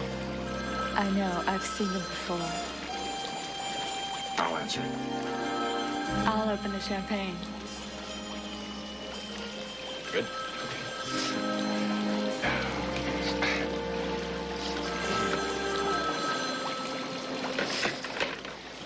This is Carter Galt. Look, Houston, I hate to bother you so late, but I finally got Perone nailed. Facts, figures, evidence, the whole bag of beans. Carter, come on now. You've been chasing this pot of gold for over a year now. I can't wait just a little bit.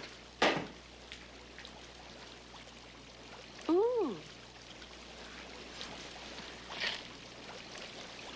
Listen, I'm right in the middle of a major situation. Give her my love, Houston. But I need you worse at the moment. They know I've got it. There were two of them on my tail all day. I think I shook them, but... Carter, I warned you about this. Now, where are you? My office. But I have witnesses on tape. Affidavits. You just sit tight, and I'll send the cops right over there. No police, Houston. Not yet. Look, I have a meeting with the network Monday. When they see what I have, they'll have to give me my job back.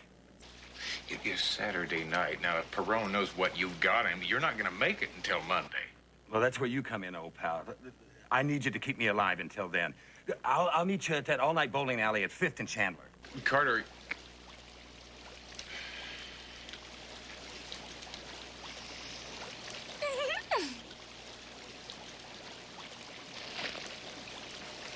Listen, Lori, I have got an old friend. Now, he's in a bit of a jam. I'm going to have to go help him out. It's going to take a couple of hours. But my flight leaves in a couple of hours. Well, you can get another flight, can't you? No? My picture starts Monday, Houston. I have to be in Rome tomorrow. But I'll tell you what, I am...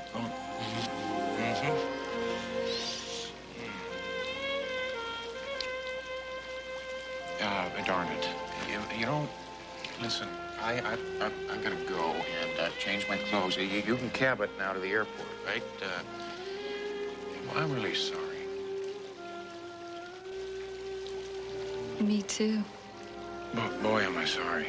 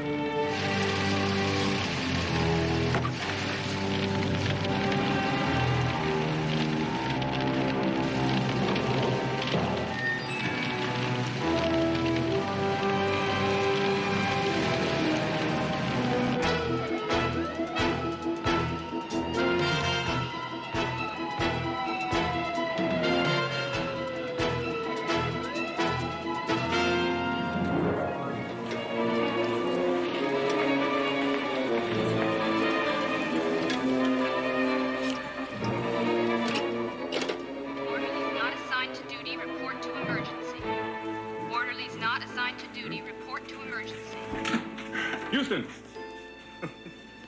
It's bad enough I get all out of bed at 2 a.m. in the morning. Now I get you. What are you doing here?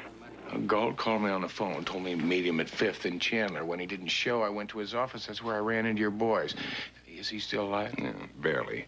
Your friend was the target of a very professional hit. You want to tell me what he was into? Yeah. I had the goods on Perone, enough to bury him for life. Perone, the union boss? Houston. The report is washed up. The man's a drunk.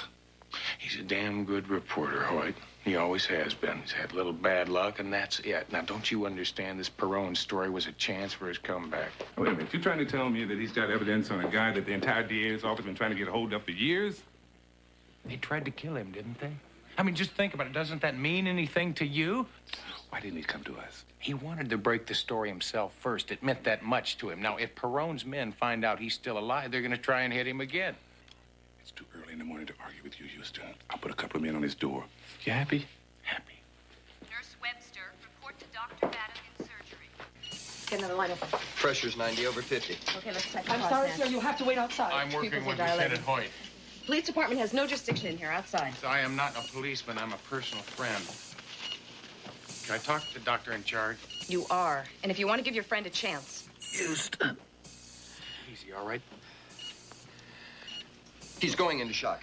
Once you see adrenaline, give his strength. Let's get some pressure on that laceration. Do what the doctor said. I got him. Fine, listen, just relax. I got Perone. We'll have plenty of time to talk about it. Just take it easy. 6 units blood. Come on, you guys. We got the CPC, doctor. Prep him for OR. Follow me, please.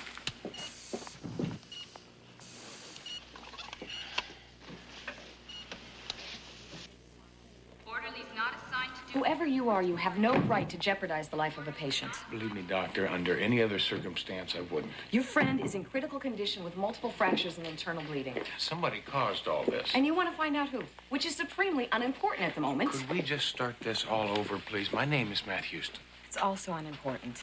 Well, this isn't. Now, Carter and I happen to be the same blood type. Constance Harrison. I'm sorry I jumped at you, Mr. Austin. Well, you're just a few miles off. It's Houston, not Austin. How about the blood? We'll need it for surgery. Lucille, you take this gentleman down to the blood bank. What are his chances? From what we've seen so far, I'm sorry, Mr. Houston. This way, please.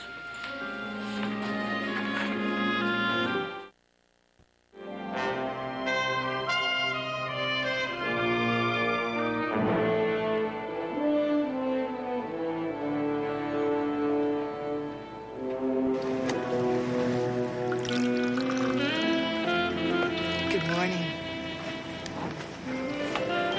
Good morning.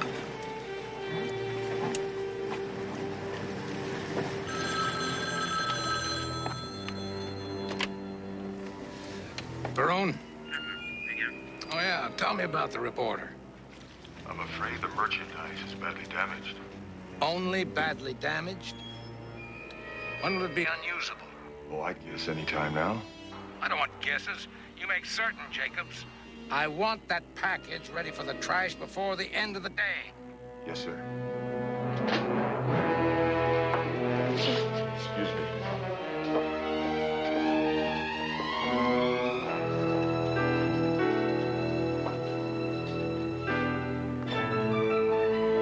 I got here as soon as I could. CJ, thank you for coming. Listen, Albert Perone tried to kill my friend last night, and I want to nail him for it.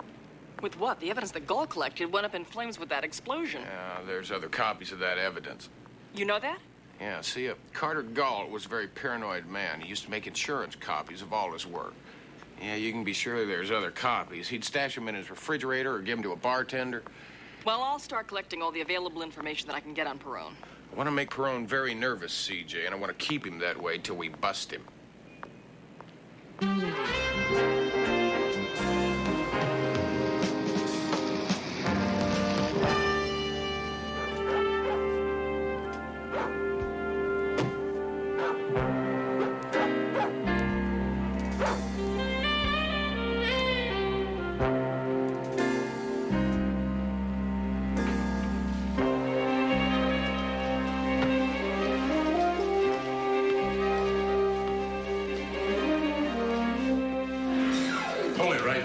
Restricted area, police business. Well, my name's Matt Houston. Listen, didn't Lieutenant Hoyt tell you I was coming by?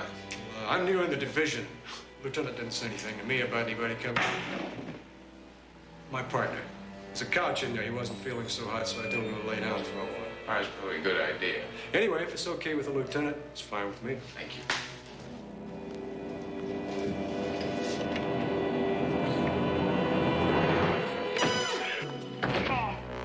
Light it.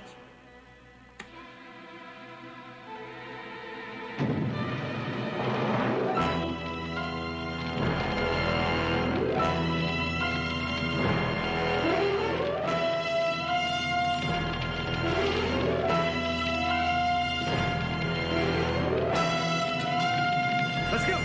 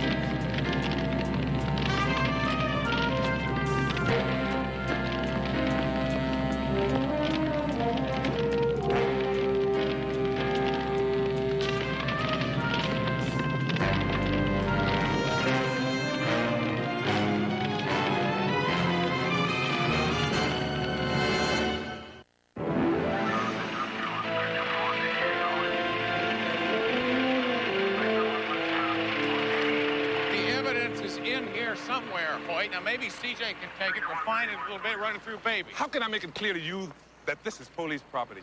Damn it, Hoyt, Galt is my friend. If I broke regulations every time somebody told me someone was their friend. You know what I'm talking about. Yeah, I know what you're talking about. You're talking about a favor for a friend, right? Huh? Why is it always me handing out the favors and you're always on the receiving end? I cannot just stand around. I can't just walk away from it. Ben, when the lab boys are finished with this evidence we've salvaged, send it over to Houston's office. I am hiring you as an outside consultant to the department. It's going to take a while. What are you going to do in the meantime? Now, Galt's got an ex-wife. They're not on the best of terms, but she used to put him up every now and then. If he got drunk or evicted, she might have some information. The cop you pulled out of the fire, he's my friend.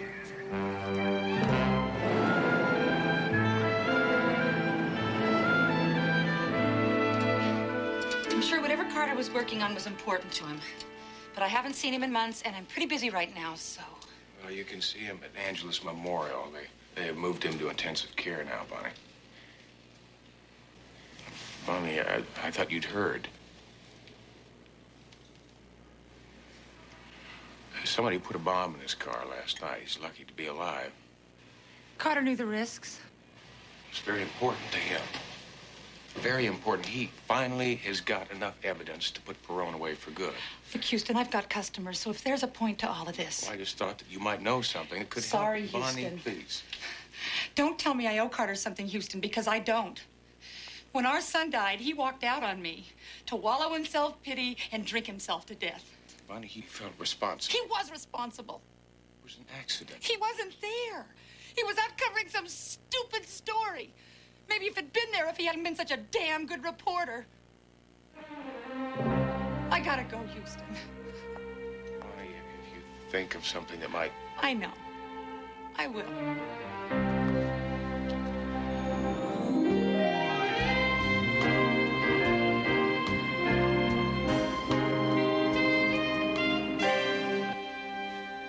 Houston, I'm afraid we didn't learn much more about Perone than we already knew. Well, it doesn't surprise me, CJ.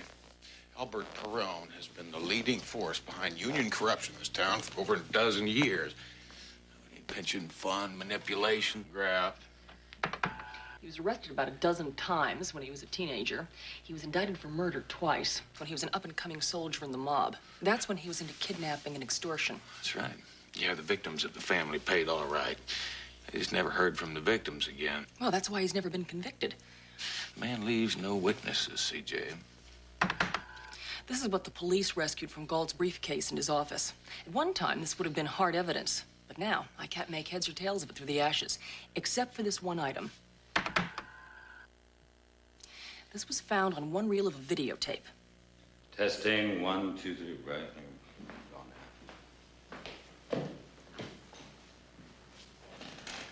Albert Perron Expo, Reel 5, Interview 3A. Rolling. Witness J, a former accountant with the Perron Syndicate. His request for anonymity is respected here. His testimony will make clear why. He has an eyewitness. In your own words, explain for us the activities of Albert Perron in the matter of the Moeller Security Loan Group.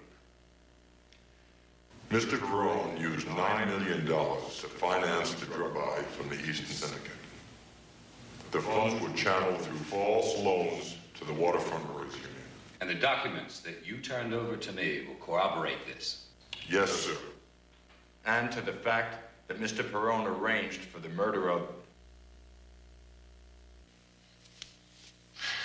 CJ, is there anything in the file or the tape that might lead us to this witness? No, and he electronically altered the voice so there's no way to trace him. What do you want to do, Houston? Why don't you stick with this stuff? Beat everything you can find into baby and see what you come up with. When are you going back to the hospital? Tomorrow morning. I'm sure by that time the doctor will have come up with something. But will we?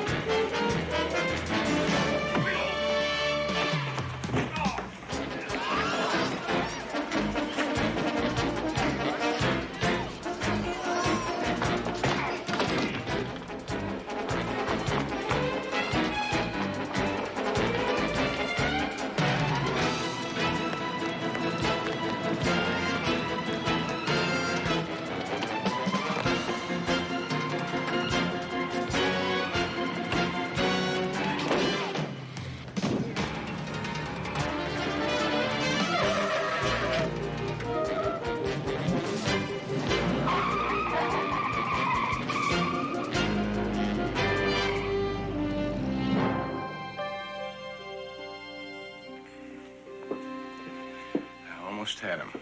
Well, the police got those other two. I would think that would be sufficient for whatever purposes you need. Those two were paid $1,000 apiece to create that disturbance. They don't even know who hired them. Your ribs are just bruised. You have some fascinating old scars. Interesting line of work you're in, Mr. Houston. It hasn't been a lot of fun lately. Listen, how's my friend doing? Well, he made it through surgery. We removed most of the potentially dangerous fragments from his head and chest and sutured the major lacerations.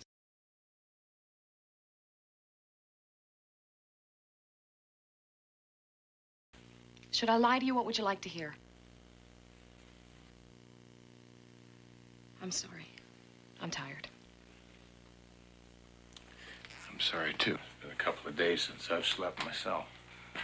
Well, then I prescribe a hot meal in your stomach and a glass of wine to relax you and a good night's sleep. Well, I'll tell you something, Doctor. I'd love to have dinner with you and drink that wine. Maybe we could toast Carter Galt's speedy recovery. I already have a date. My 8-year-old daughter, Jody. I'm sorry, I've been divorced since she was 2. How would you feel about a 3rd grade pageant at St. Mary's Elementary? And a hamburger dinner with 2 ladies? Well, under the circumstances, Doctor, I'd love it. Under the circumstances, it's Constance. I'll leave my address at the nurse's station. We'll be ready at 6:30.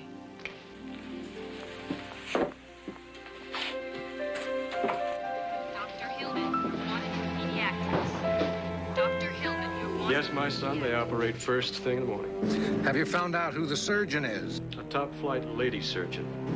Well, you've got to get to that lady, McKinney. I have something in mind. Consider the matter closed.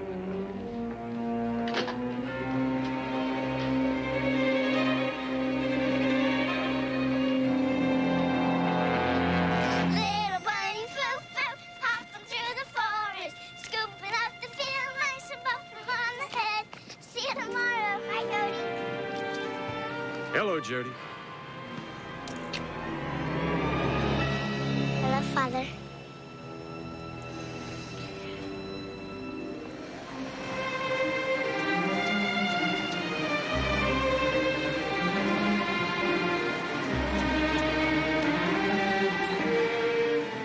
Don't turn around. Your little girl, Doc, she's gonna be just fine. What do you want? You're operating on Carter Galt tomorrow morning. Make sure he dies on that table. You'll have Jody home in time for lunch.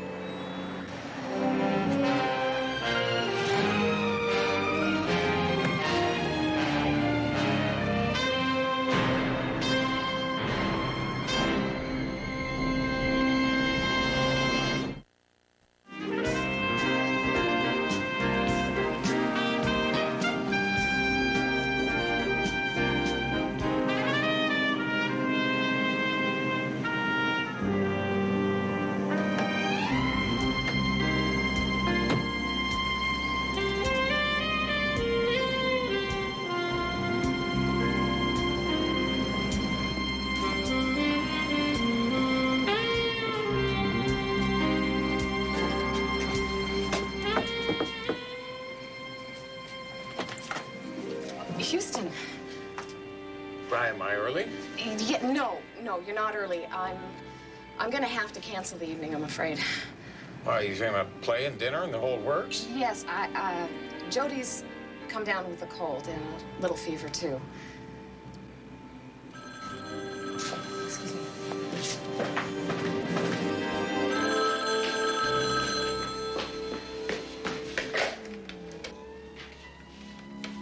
Hello?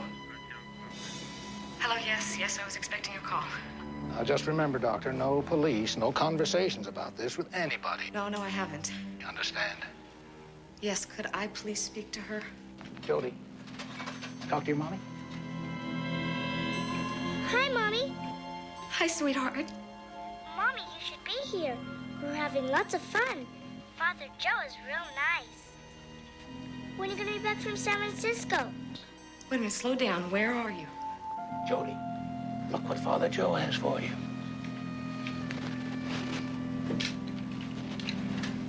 You got our deal straight? Perfectly. Could you call me back a little later? I'll have more time to talk then. You've got company. Yes, I do. You are smart, lady. Stay smart. There won't be any more phone calls. And if the reporter doesn't die tomorrow, there won't be any more Jody.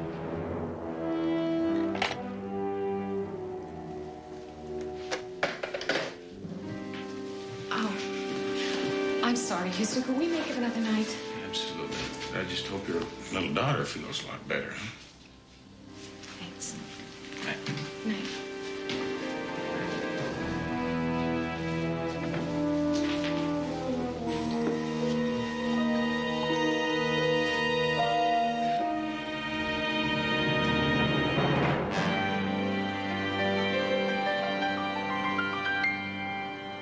And the documents that you turned over to me will corroborate this. Yes, sir. And to the fact that Mr. Perone arranged for the murder of...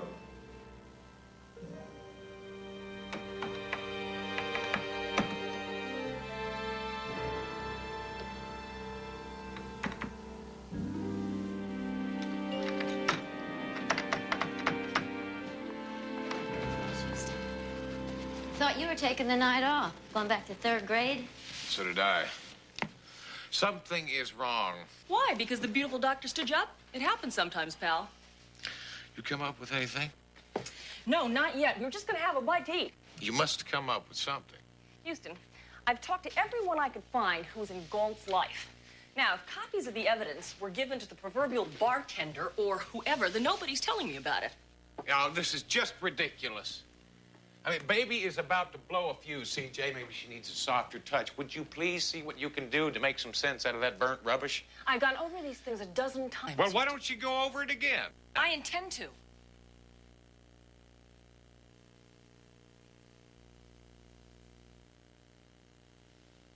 Pepperoni or sausage? I'm sorry. Me too.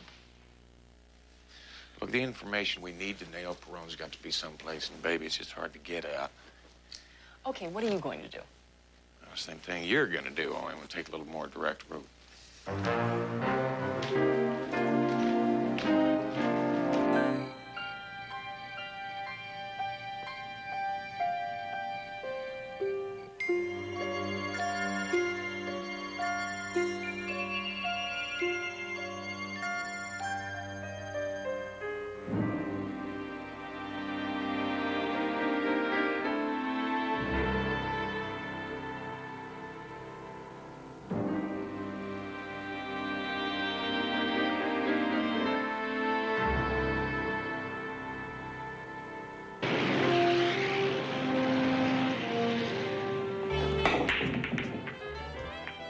Check it out, dude. 12 ball in the corner pocket. So, Philly, I believe this is yours, isn't it? Hey, man, leave me alone. I don't want nothing to do with you. Been a real long night, Philly, so why don't you be straight with me? Hey, Slick, I got you straight. Hey, man, what you doing, huh? You can't come in here pushing people around. What do you think you are? Hey, look, the word is reporter friend's not making it off the operating table. Some of us are betting differently, Philly. You're not listening, Houston. Perone, his people, they're making sure of it. What do you mean they're making sure of it?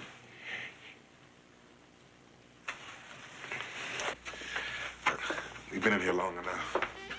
Save my reputation, man. Right on the button. Right on the button, right? Right, the button right here. Just make it look good, would you?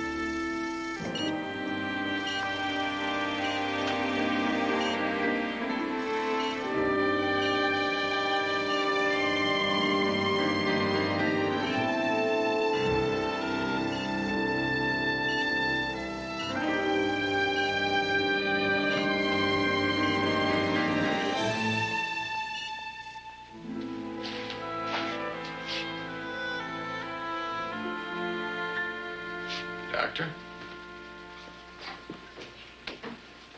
Houston, hello. Where's your little girl? She's home.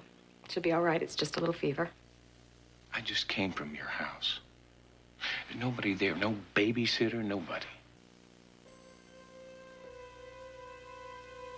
Leave me alone. They've got her, don't they? Yes. And all they want for her return is Carter Galt.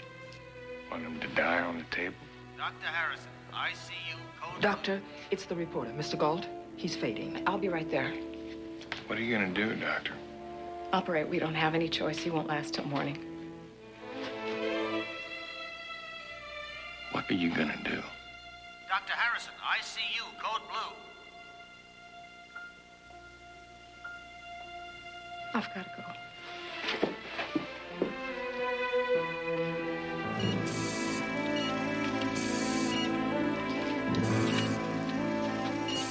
Pulse is normal. Retractor. What a mess. Put the blood on the pump.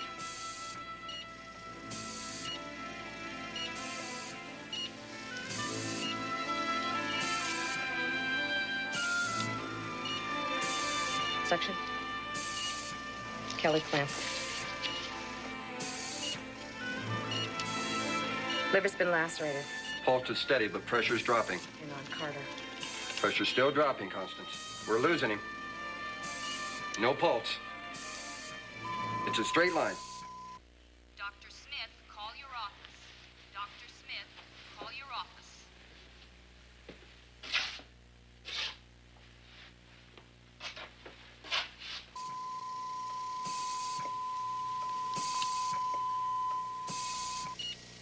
He's coming back.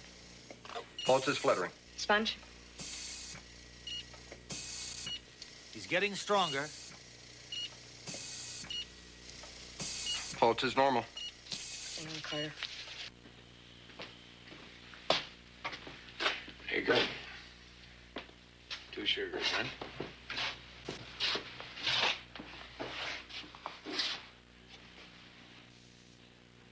Pulse is steady, but pressure's dropping. 80 over 30. Sponge? Pressure's still falling, Constance. 40 over 20. Pulse is fluttering. Lidocaine. Hang on, Carter. We're losing him, Constance. 30-0. No pulse. It's a straight line. Scalpel? Try cardiac massage. Section. Come on. Come on. Don't die on me, Carter. Come on. Come on.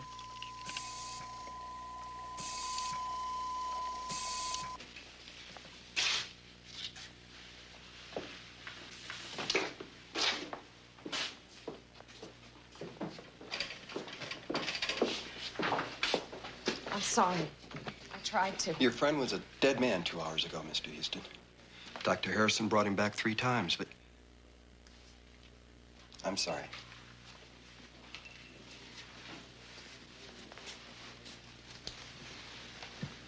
I just kept thinking of Jody.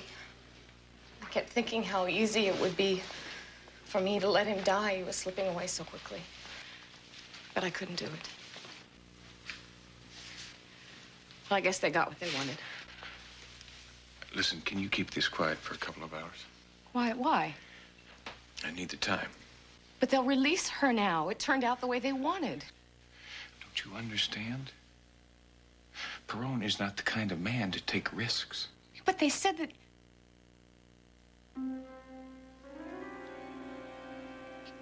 You don't think they'll kill her? Talk to your staff. I need the time.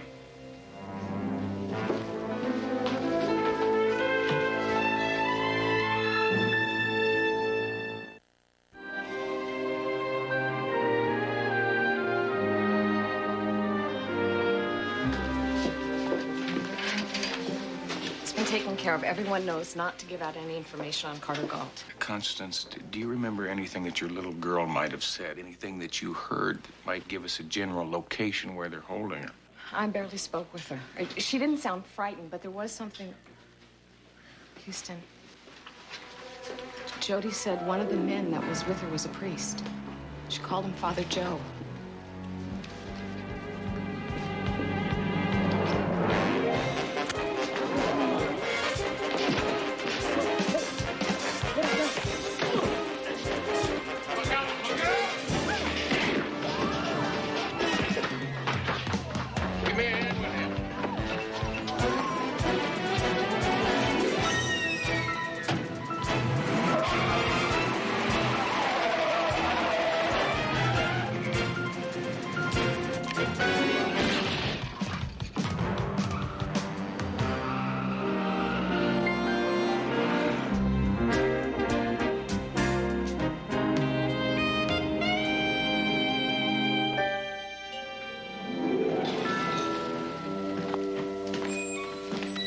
Some police station. Where's the girl? What kind of girl you want, Houston? I got a friend can get you black, oriental. Where is she?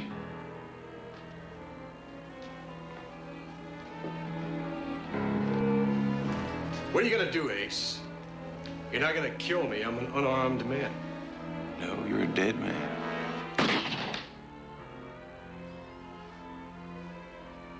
You're a lousy shot.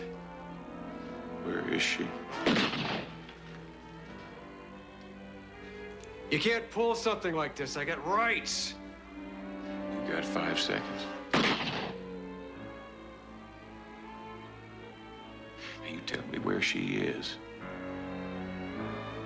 or you will not hear the next shot.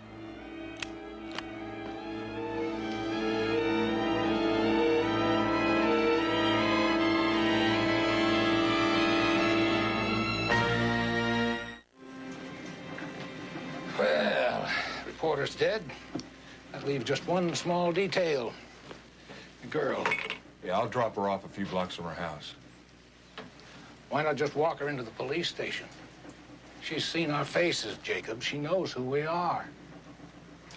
You can't kill her. No. Give her a fair chance. We'll take the boat out about 5 miles and see if she can swim in. She's just a kid. You can't. Don't you tell me again what I can't do. Unless you want to swim in with her.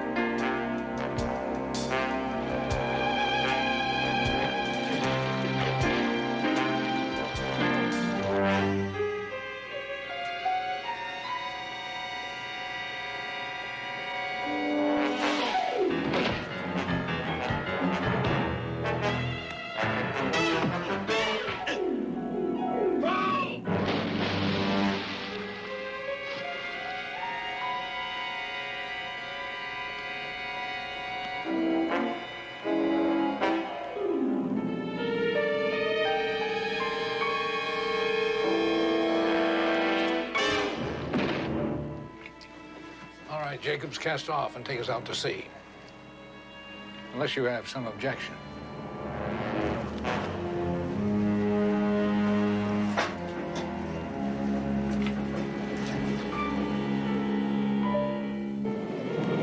Cast off!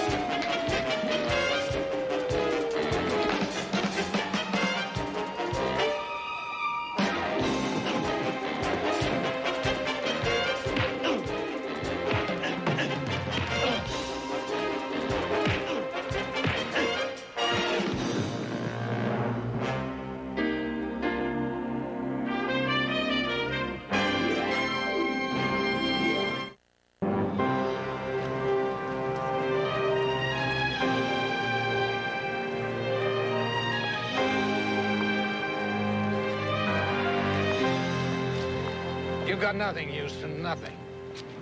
Hell, I didn't get you for murder, not yet. But I suppose kidnapping will do for right now. But I was shocked when I heard what one of my men had done. But don't worry, Jacobs will confess, and your reporter will still be dead. Now, between you and me, he had the evidence to hang me.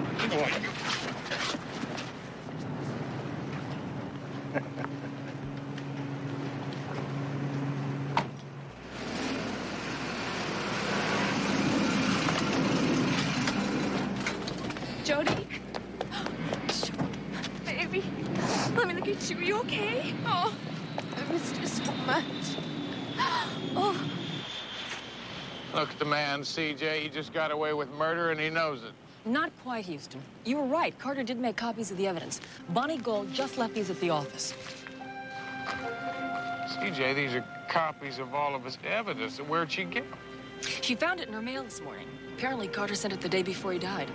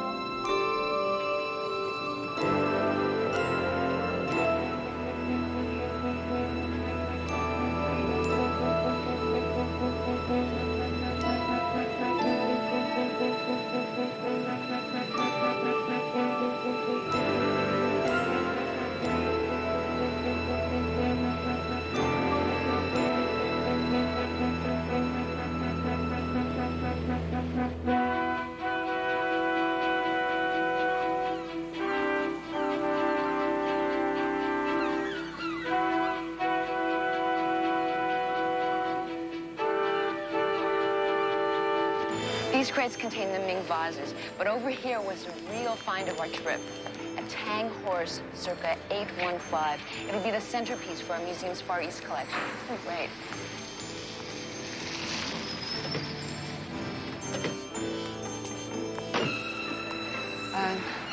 Frank. Hey, I'm finished. Let's go grab some breakfast and then unload when the stevedores get here. Yeah, sure thing, honey. How about the chowder bowl? I'll buy it. All right. Go ahead. I'll catch up.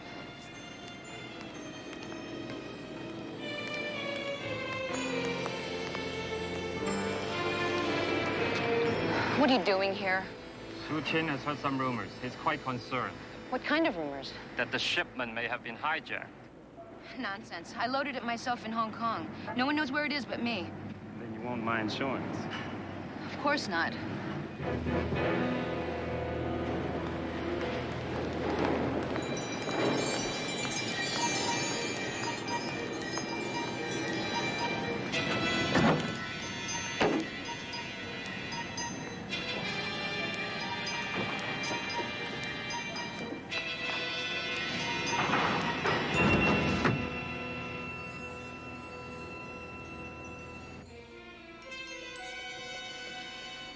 Something wrong?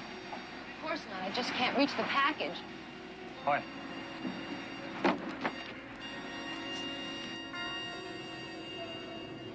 It's empty.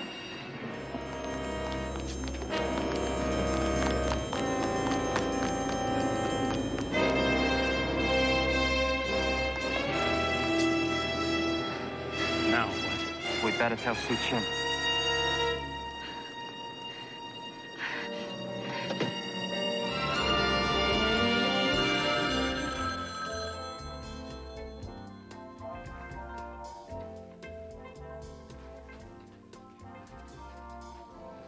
CJ, keep going. Remember, no pain, no gain, huh? Come on, Houston, give a girl a break.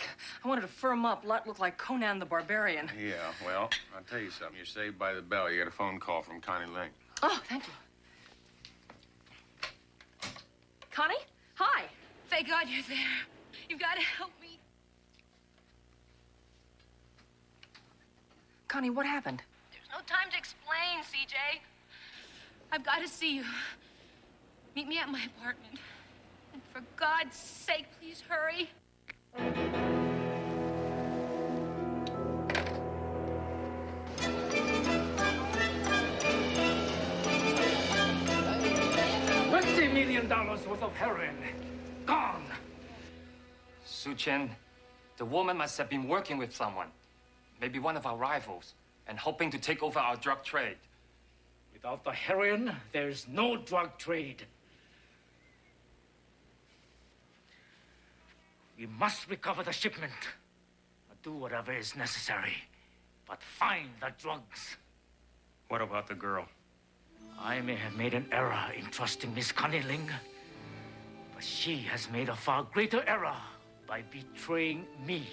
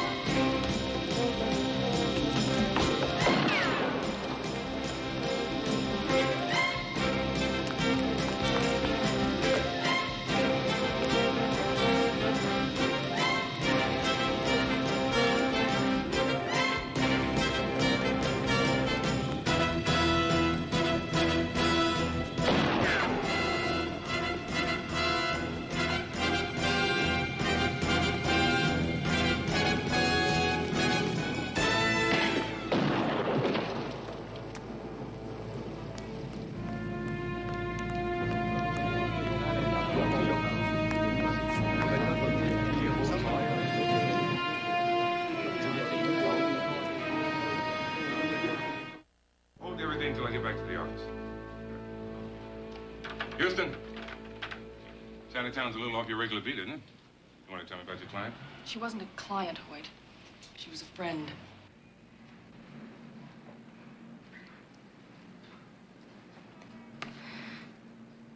Named Connie Ling. She worked at the County Museum of Art. She was a Far East expert. She called us about an hour ago to say she needed help. We didn't get a chance to find out what it was. Got any idea why anybody want to kill her? No. I know. I knew her for 10 years. We were in college together. I need both of you to come down to the office to make a statement. You all right? Houston, the man you shot's in a coma. Doctors give him a 50-50 chance. That's more than he gave Connie, isn't it?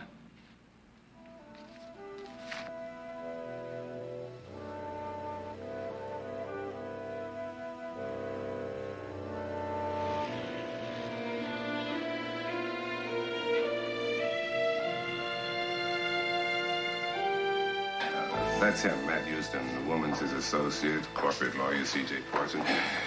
She was a friend of the victim. Houston, C.J., I want you to meet Harry Carter. Hi. It's a pleasure. It may not be when you see what I have to show you. Carter here works for the Drug Enforcement Administration. He has some information on Connie Ling. This way, please.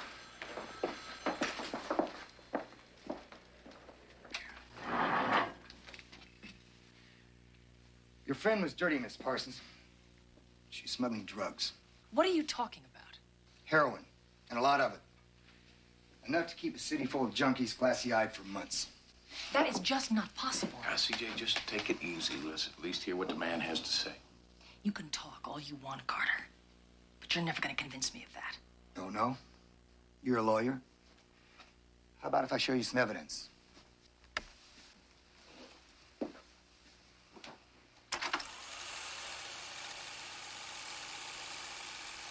This was taken in Hong Kong a few months ago.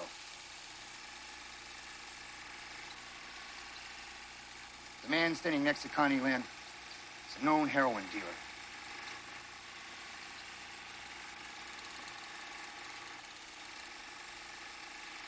Please frame it right here. The package she just dropped contains money. The package she just gave her contains heroin.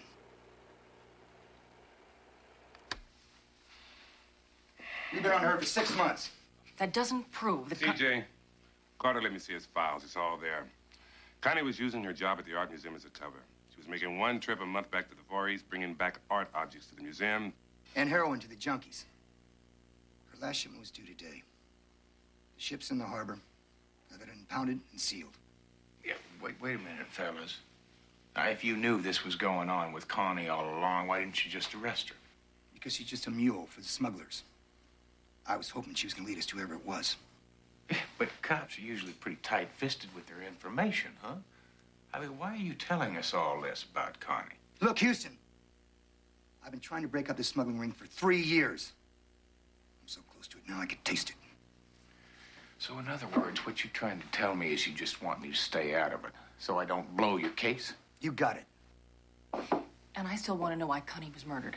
You stay out of the way and I'll find out. Wait. I'm going to the hospital and see if I can get a statement from the killer. I'll walk you down.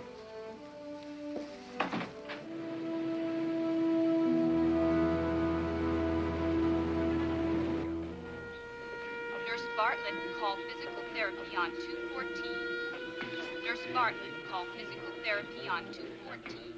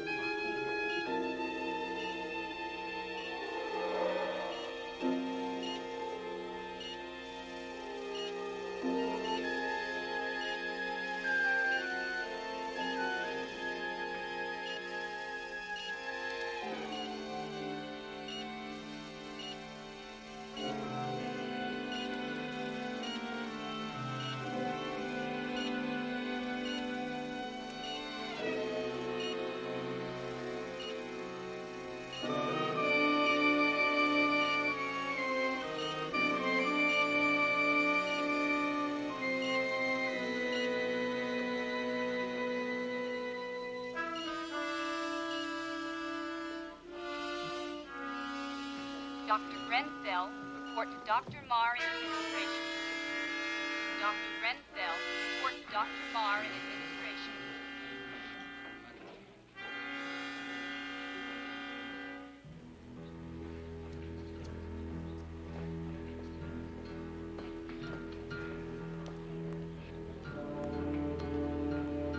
My name's Carter, Drug Enforcement Administration. Lieutenant Hoyt said you'd be by. Follow me.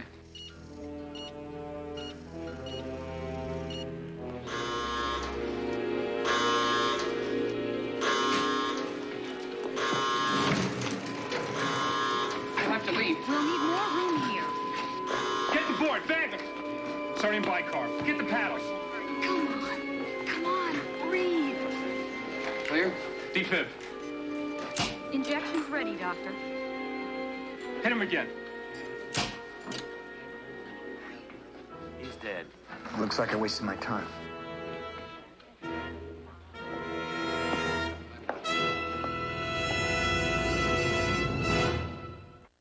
CJ, just please try and calm down. I don't want to calm down, Houston. I'm mad. The DEA can come up with all the files, all the film, all the evidence that they want. But I know that Carter is wrong. There is no way that Connie would have been involved with drugs. Houston, Lieutenant Hoyt, line 3. Thank you, Chris.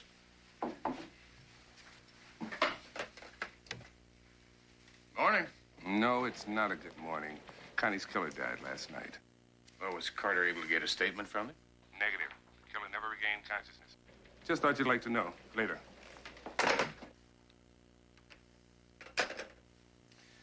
CJ, the man who killed Connie died in hospital last night. What makes you so sure that Connie was not involved in drugs? Her brother was a junkie. He used to crash at her apartment, Houston. She hated what drugs did to him. Well, if you're right, that means that Connie was framed and then she was murdered. Houston, I know the DEA wants us off this case, but she was a friend of mine. And I can't just sit on my hands. I want to know the truth. Sounds like I got myself a new client. Where do we start? The best place to start is the scene of the crime. Read that in the book someplace. Come on.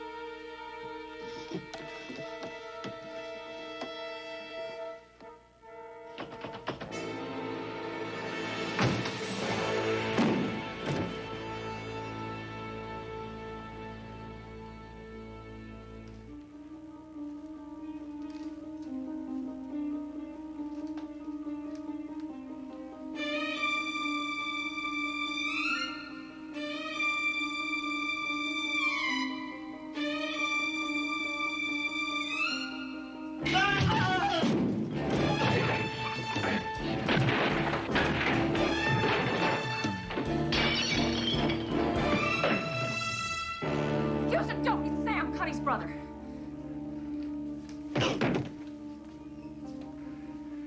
Say you've got some explaining to do.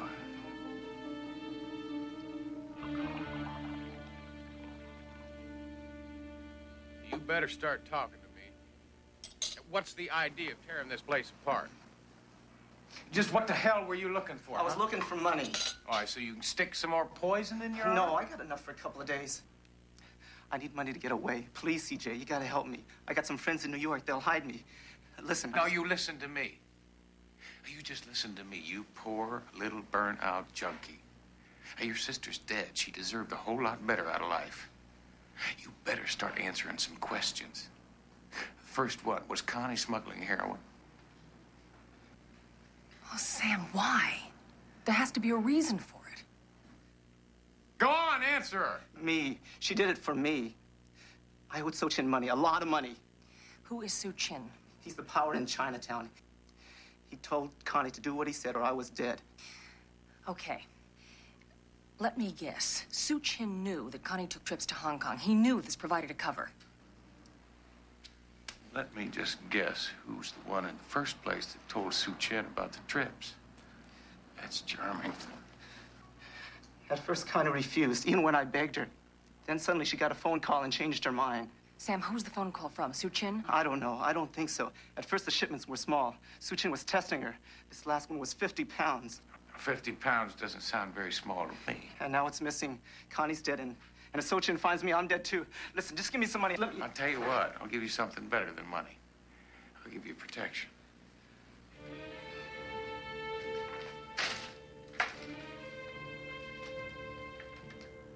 Don't worry, Houston. I know a place where he'll be safer than a third-string quarterback at halftime.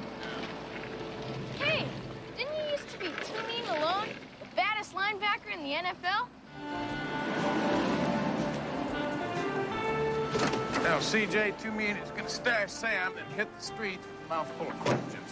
What's the next step? I think we ought to do some homework.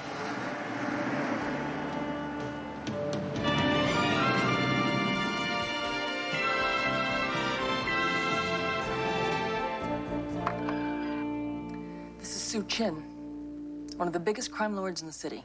I read about him, CJ. It seems like he's got his fingers in more pies than Sarah Lee. And all of them illegal.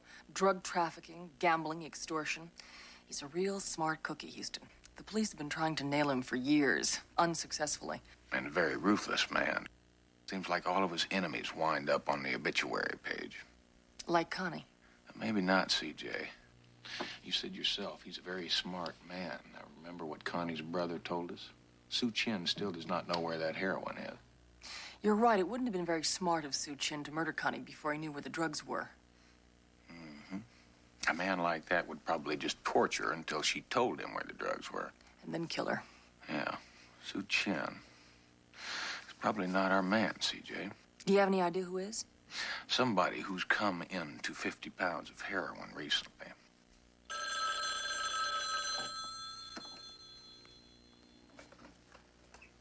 Houston. Looks like you were right, Houston. There's no heroin on the street. A regular panic in Needle Park.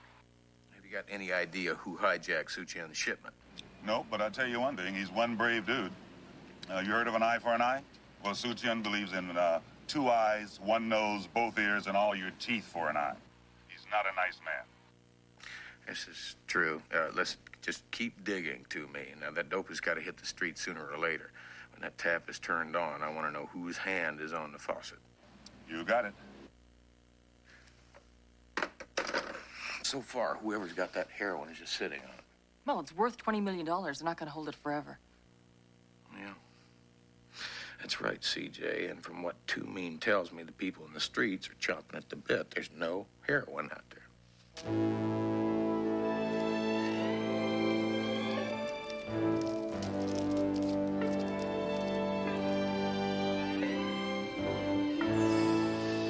And they say we Chinese are the inscrutable ones. You can keep it if you like. You're quite generous with my property. Sue Chin, I have 199 bags just like it. Before we begin negotiations, Mr. Carter, you must tell me how you managed to come into possession of my heroin. When you ordered Connie Ling to start smuggling drugs to keep her brother alive, she phoned the Drug Enforcement Agency. And you got the phone call. I got it. She was working for me all along. She thought I was waiting for a big enough shipment so I could arrest you. When you were actually waiting for a big enough shipment to steal. You see, I have my retirement fund to think of. And it was you that spread the rumor my shipment was hijacked. Sue Chin, I knew right where it was. It was easy for me to take before your men arrived. Then you had the girl killed. I had to tie up loose ends. So, how much will it cost to get my property back? Sue Chin, I'm not greedy. It's worth $20 million. I just want 2. I'll need time to get the money. 48 hours max. Before I put it on the auction block to your competitors. Fine. Name the time and place. Not so fast. So far, I've been able to keep the police out of this investigation. We have a problem. There's a detective named Matt Houston and his lawyer partner, C.J. Parsons. What about them? They're investigating the girl's murder. It's just a matter of time before they tie me up to Connie Ling. What would you like me to do? Kill him.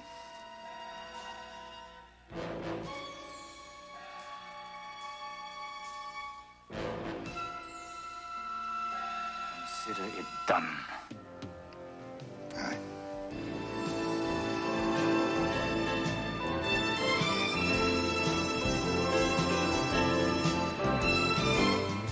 Houston, whoever stole that heroin is just sitting on it. Why? You mean, why aren't they selling it? That's a very good question, CJ. You got a good answer? Well, CJ, the way I figure it, whoever has that heroin had to be close enough to Connie to steal it. But evidently, they don't have the connections in the drug trade to sell it. Which is why we're looking for a name. Some indication of who would be close enough to Connie to know she was smuggling drugs. CJ, listen, did Connie mention anything about her new boyfriend or any new friends at all? No, not that I can recall. Well, when was the last time that you talked to her? About a month ago, we had lunch. But we used to talk on the phone at least once a week. Wait a minute. What? Telephone, CJ. So if you called her once a week... She would also talk to whoever she knew was smuggling the heroin. Bingo. Connie's phone bill. But phone bills only have numbers, not names. That's why I plan to let our fingers do the walking, CJ.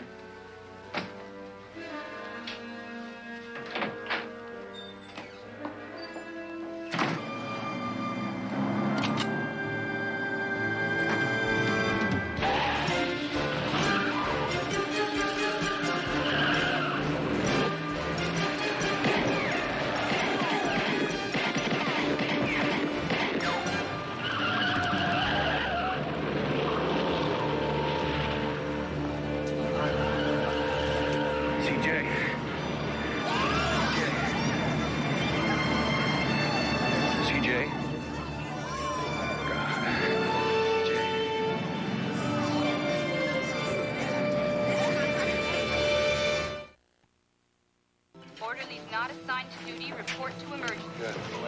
Orderlies not assigned to duty, report to emergency.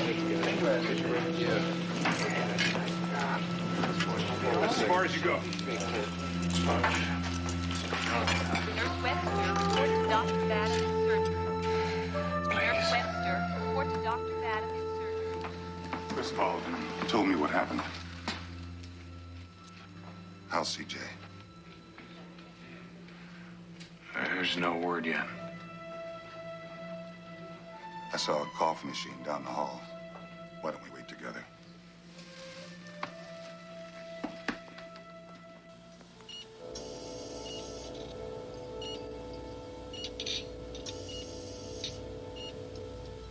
Yeah. Okay.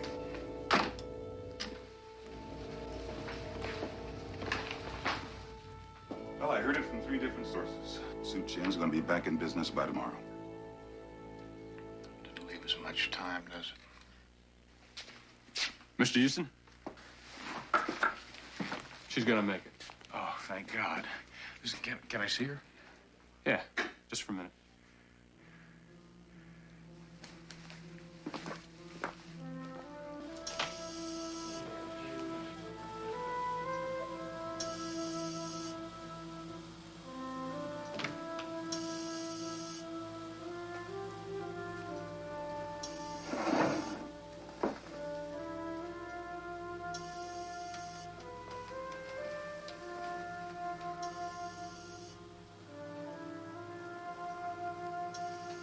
Hiya, boss.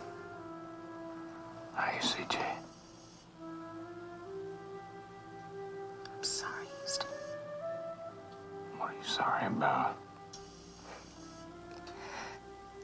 For all the worry I caused you. They told me it was touch and go for a while. I did say a prayer or two. How you feeling? Better now that I'm looking at my favorite face in the whole world.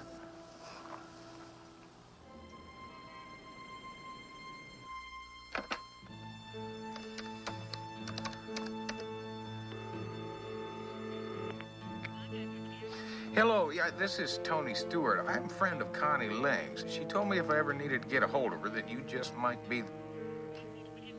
I'm sorry, what? Well, no, I hadn't heard. I'm sorry. Listen, tell me something, Cindy. Did you... It's Betty? Betty Gimble. You were her hairdresser.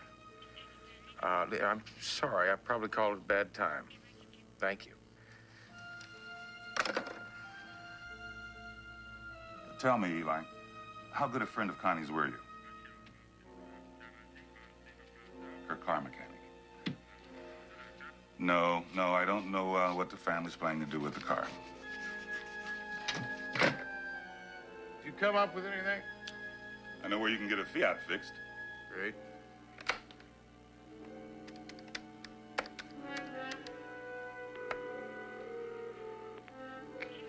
Excuse me?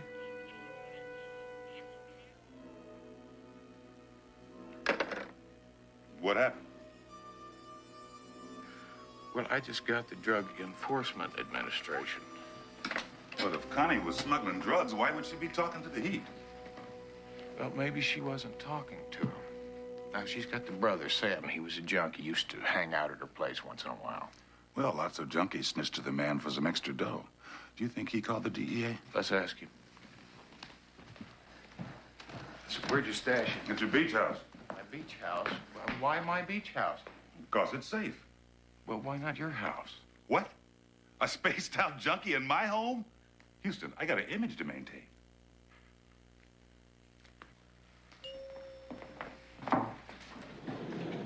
Houston, just what in the hell is going on? I just found out that CJ is in hospital with a bullet wound. Carter's been jumping on my back. I mean, I thought you were going to stay off this case. See, I'd love to chat with you, but I'll tell you what, I really got to run right now. Yeah. Hey, what about CJ? Where? Well, I'll tell you, she's in Wilshire Memorial Hospital. Give her a call. Houston!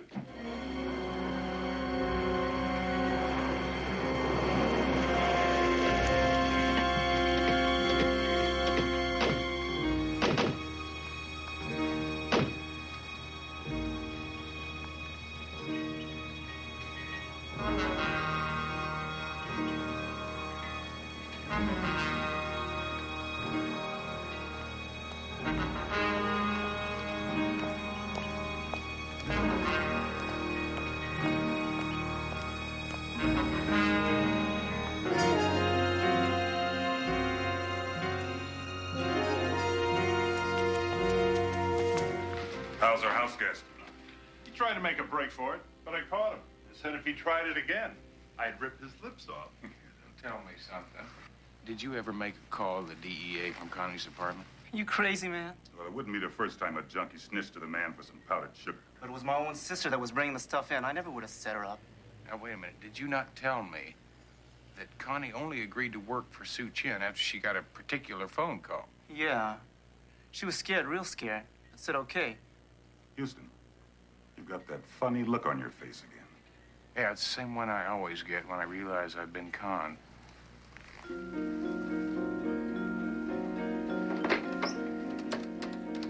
CJ was right to me, and Connie was not smuggling drugs. She was working undercover for the government. So Connie called the DEA? That's right. She was double-crossed by a certain DEA agent named Harry Carter. Central Division. Yeah, please, this is Matt Houston. I need a location on Lieutenant Hoyt immediately. He's on his way to Wilshire Memorial Hospital. Well, please, just tell him sit tight there. It's very important. I have to talk to him. Thank you.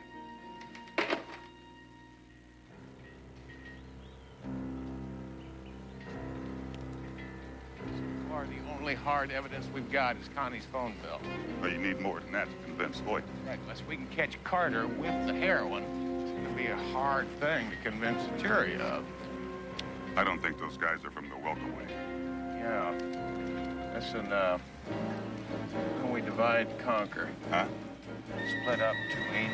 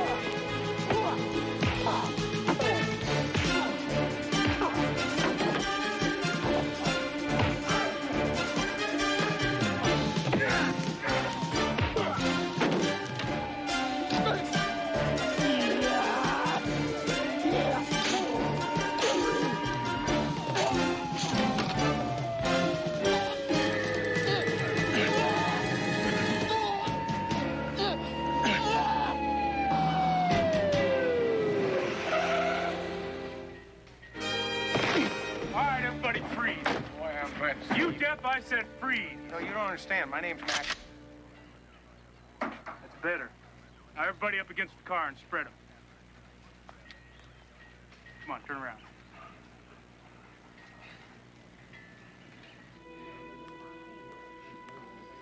Yes, ma'am. I'm Harry Carter of the DEA. I'd like to speak with Miss Parsons.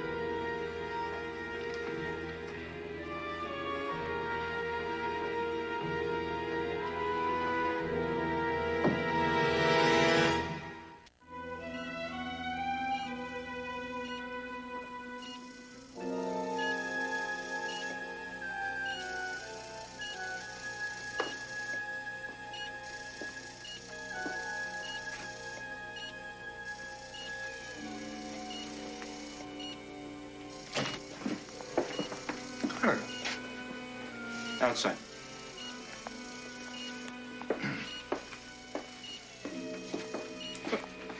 What are you doing here? Probably the same thing you were. I just want to get a statement from the lady. Well, neither one of you are going to talk to her. Not now, at least. She's sleeping, and I don't want her disturbed. I'll be happy to call you at your offices as soon as she's able to see you. Phone? Nurse's station. I have a staff meeting, so I'll talk to you later. Take it easy.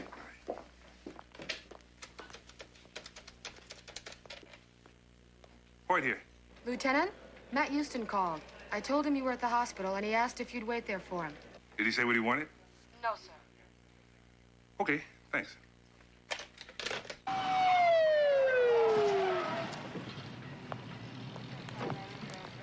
Hey, Thorpe, would you please tell these guys who I am? His name's Matt Houston. He's a PI. I'll vouch for him. Thank you. All right, go ahead. Houston? All right. Yeah, he's with me. Get out of here.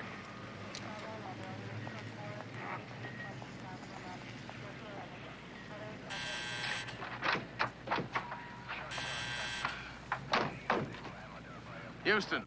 My office called. Said you wanted to see me. What's up? Hoyt, have you seen Carter? He just left. Well, you have got to stop him, all right? Now, he is the one that set up Connie.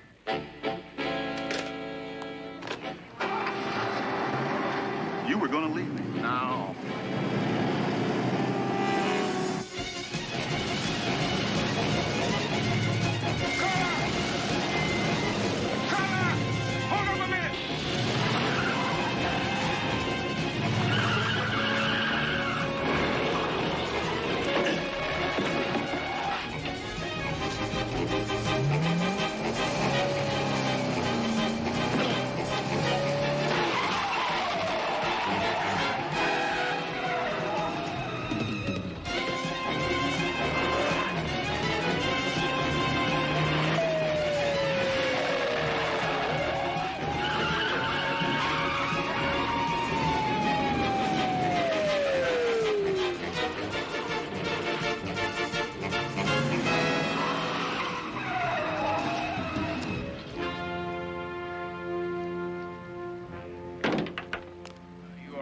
Yeah, fine. Thanks.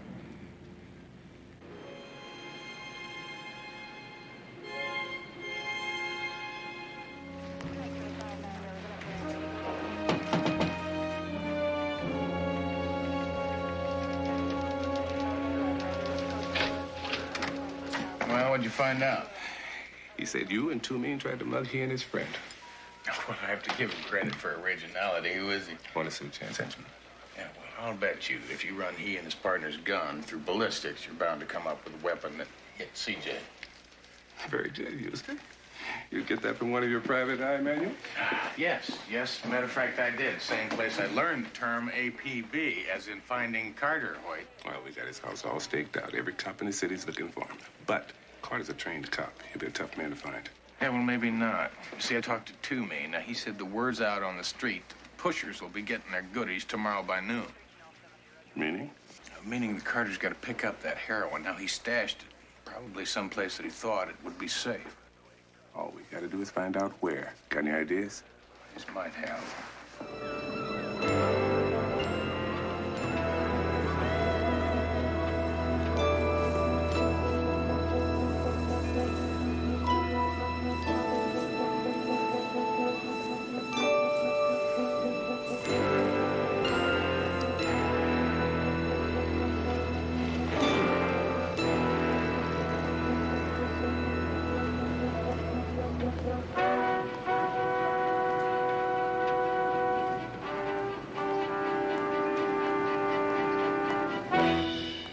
Make like a statue, Carter.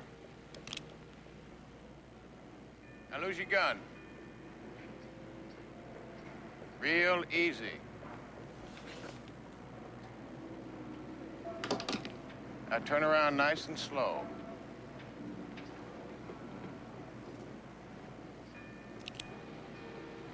Kind of a long night. I was beginning to wonder if I'd guessed wrong. How'd you know where I was? You told me yourself. When you told me that you had this ship sealed and impounded. All right, come on in, Hoyt. He's all yours.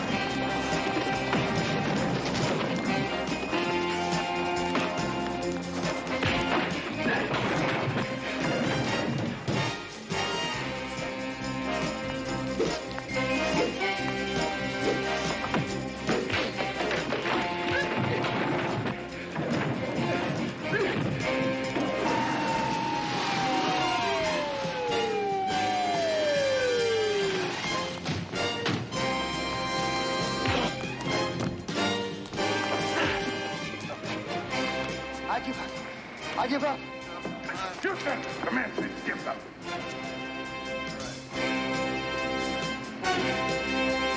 Not yet, he doesn't. Now he does.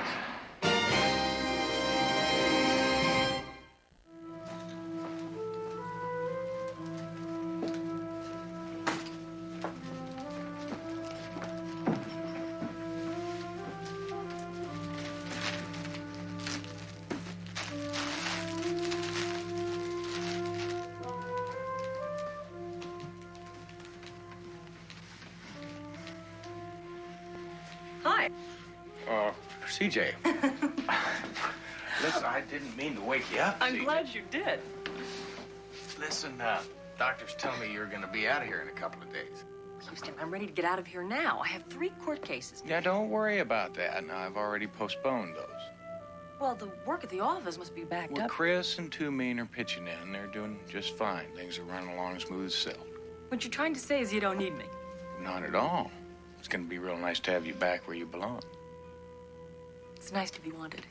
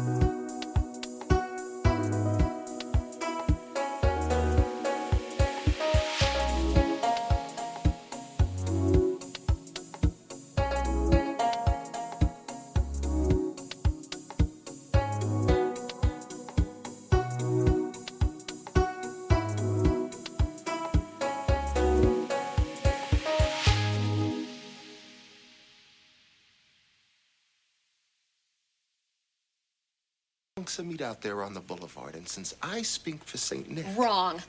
St. Nick doesn't own me or my sister. Not anymore. Because I found out who your boss is. The real St. Nick. Wouldn't the world love to know that respectable Mr. Law and Order civic leader is really king of the pimps? You got a big mouth. And it can get bigger. Because if you don't let us go, I'm going to the cops. And then everybody's gonna know who the real St. Nick is. Everybody. Marcia, look out! Come on now. Go! Go! Marcia!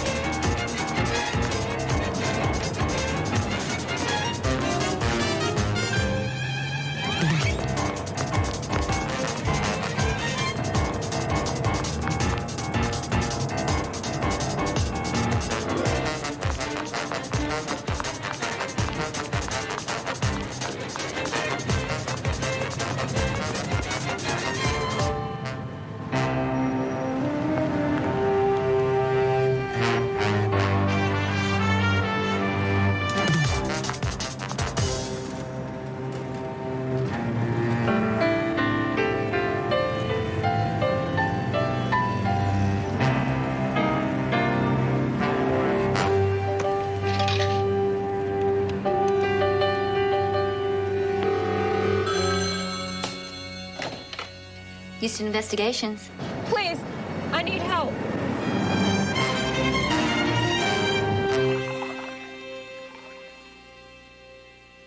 My name is Marcia Hall. I'm 16 years old. I'm a hooker. Marcia, this is nice and cold. Where do you and your sister live? The Hollywood Circle Motel. Well, Hollywood Circle Motel has been closed and boarded up for a couple years now. Well, what difference does that make? There's a lot of people living in places like that. Maybe we're not supposed to, but where else are we gonna go? Marcia, it's okay. We're all friends here. Marcia, tell me something. How long you been out on the streets? 2 years. Christmas Eve is when we ran. I just wasn't going to let my stepfather beat up Butterfly the way he used to hit me when he got drunk. Wait a minute, just back up a minute now. Ran from where? Casper, Wyoming. But it wouldn't do you no good to try to contact anyone back there. We lived in a trailer camp. Everyone's probably long gone by now. I know the terms we agreed to when we started on this thing. There will be no cops. We won't try and get a hold of any parents. We just want to help you find Butterfly. But when can we get started? No, why not right now? Why don't you show me where the acting studio is? Come on.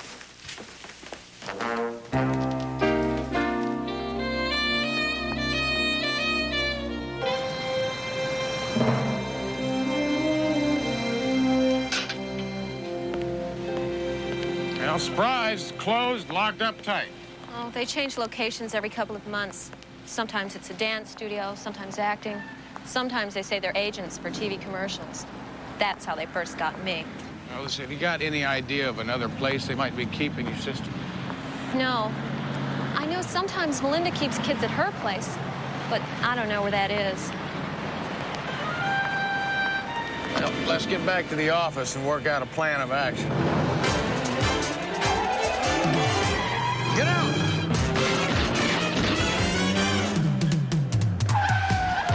It's them! Yeah, I had that feeling.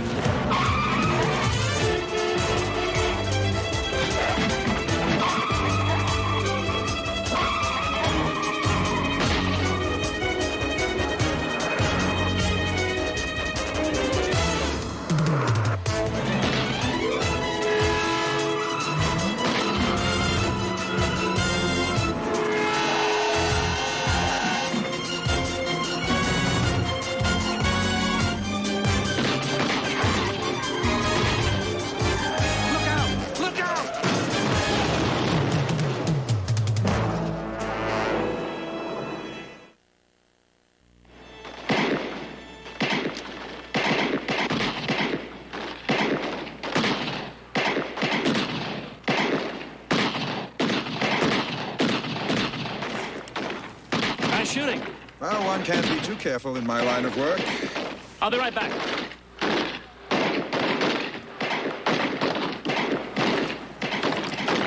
It's always the telephone. It's important. That Marshall Hall kid. This morning she showed up at the acting studio screaming for her sister. Said that if we didn't give her Butterfly, she was going to expose you as St. Nick. Me? You mean she knew me by my name? Well, she called you Mr. Law and Order. That's what they call you in the papers, isn't it? I trust you persuaded her against taking such action. Well, we tried. I'm afraid she got away for the time being.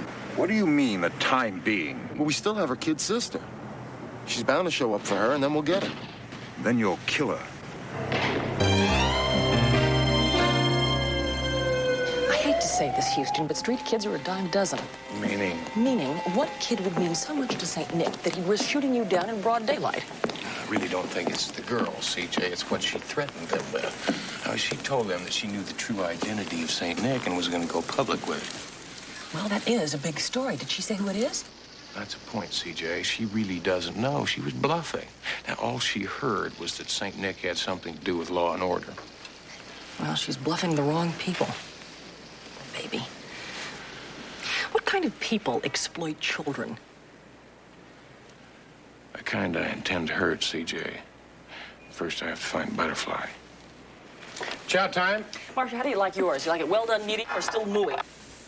I'm not really very hungry. Oh, now, come on. You got to eat something. Got to keep your strength up. Besides, now, I always say that it's best to talk to a client over a meal. It makes everybody good and relaxed.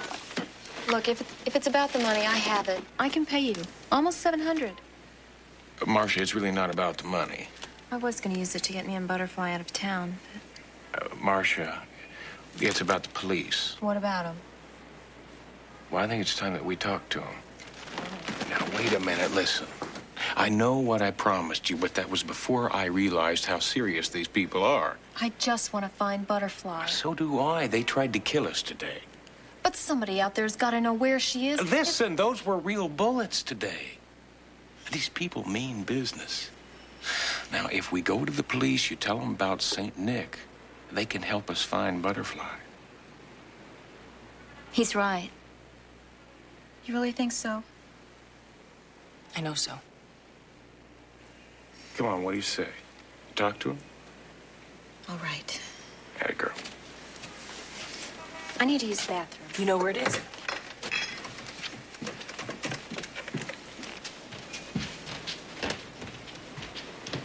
Yeah, Lieutenant Michael Hoyt, please. Houston. Marcia! Houston. Listen, how far can she get? She took your car keys.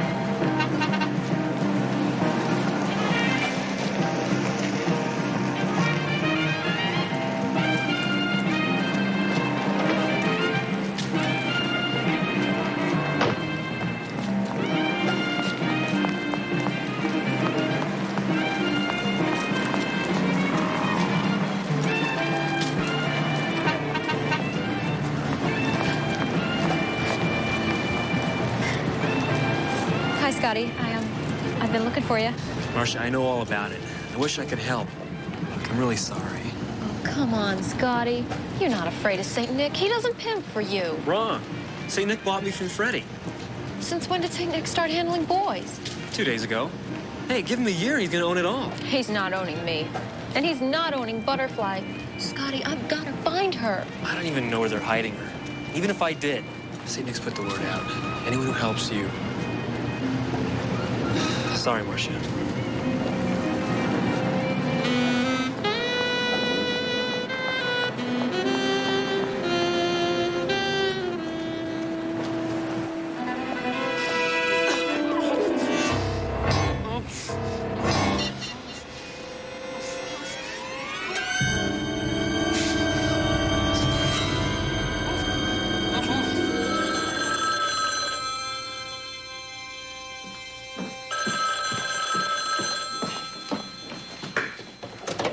Houston Investigations.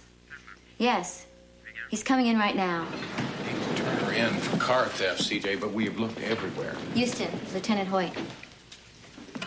Gonna do for you, Lieutenant. You lose something, Private Eye? What'd you have in mind? A red convertible, registered to Matt Houston. Well, as a matter of fact, I did. You know, I was just gonna call you and report it missing, so you found it, huh? Oh, we found it all right. Along with something else in the trunk. Body of a girl, looked to be about 16.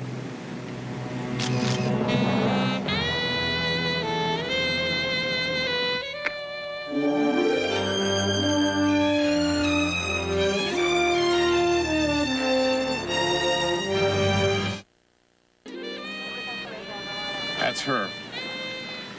Hoyt, I want to stay close with you on this one. Get real, Houston. Get real? Now, what is that supposed to mean? Huh? It means that there's not enough time, money, and manpower. Your client, your former client, she's one of them. Them? A throwaway. Another teenager who ran away from a small town, came to the big city and ended up a hooker and very dead. Officially, no one cares. No one wants to look at their garbage. Officially, they're throwaways. Well, officially, that stinks. Then why don't you run for city council and change the rules? Or still better, give us a budget so that we can do our job the way it ought to be done. Lieutenant, what happens to Marcia's body? Nobody claims it. Cremation. Taxpayers' expense. Yeah, well, suppose maybe I would like to, at my own personal expense, give her a decent burial. And suppose maybe, because officially nobody gives a damn, I would like to collect her personal effects. Personal effects? What do you want with her personal effects? She's got a 14-year-old sister out there that I hope to find. She just might want to have something to remember Marcia by. Funeral's out of my jurisdiction. But you can pick up her personal effects when you pick up your convertible at the impound tomorrow. Where to? Find Butterfly, CJ. You want to tell me how we're supposed to do that? Well, I'm not really sure. I think I might know someone who just might. Why don't you drop me off at Century Theater?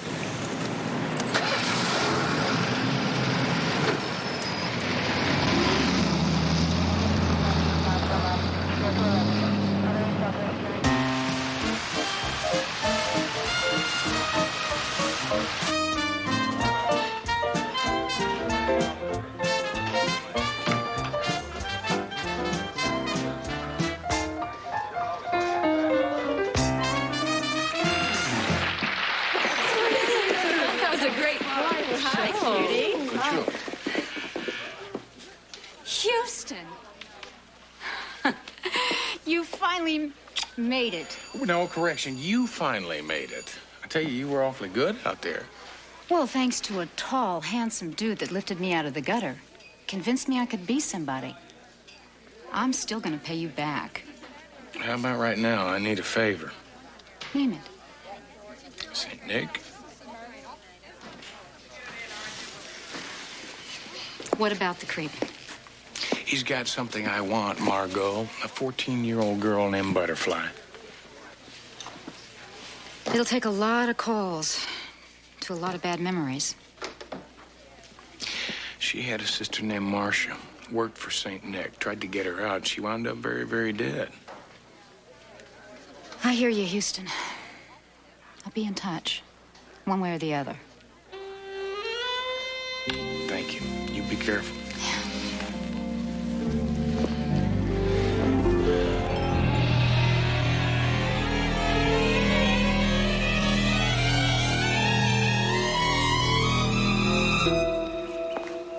This Houston sounds like big trouble. Oh, mine a nuisance. Houston used to be very rich. Gave his fortune away to charity or some such thing. No matter. Soon to be very dead. How is she? Stubborn, uncooperative, and about as lively as a brick. She'll come around by tomorrow night. What if she doesn't? Oh, I've spent half my career in court, watching stubborn little nothings like our butterfly turn into docile little hookers, like her sister, Marcia. Not so docile, as it turned out. No, but then it didn't turn out so well for Marcia, did it? Oh, I used to feel sorry for the girls, until I realized that they weren't really girls at all, just merchandise. Do you remember when you used to be just merchandise, Melinda?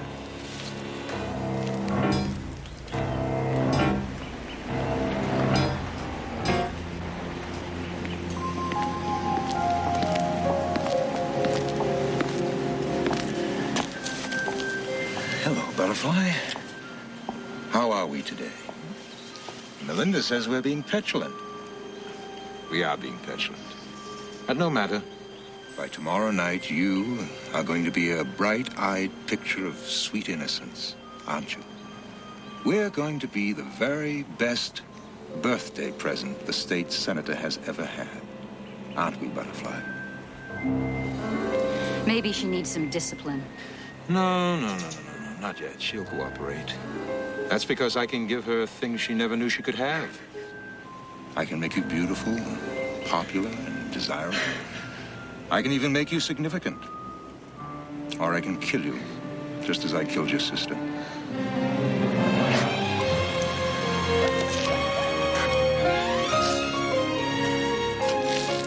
Keep me informed, Melinda.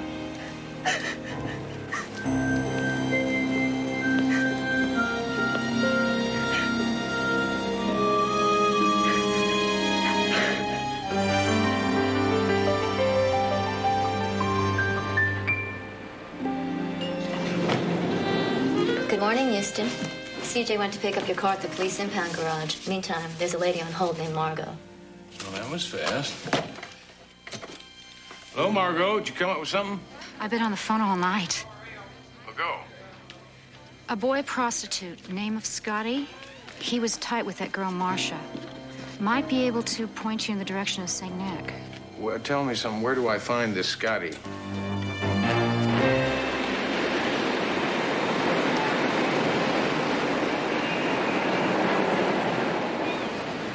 Okay, so I know Marcia. Now, when was the last time you saw her? You're a cop, aren't you? Actually, I'm a private cop. Kind who is willing to spend big bucks to anybody who can point me in St. Nick's direction. Me? Think you're St. Nick? He's got Marcia's sister, Scotty. Now, she doesn't belong to him. You must think I'm a real Looney Tune. No, what I think is I would really like to help you get off this street. Now, I will bet you that you had a home once. School, friends, probably got a mother and father who are wondering where you are.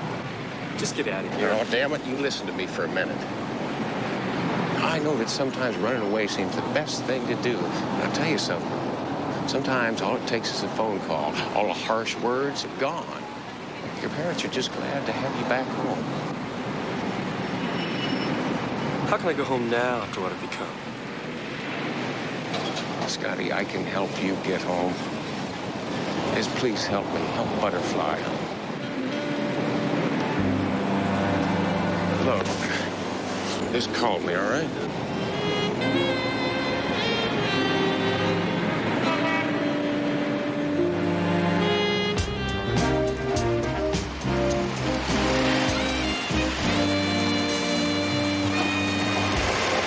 Nice timing. Good directions. Marcia's personal effects? Yeah, I also managed to get an okay for you to give Marcia a regular funeral. Thank you, CJ.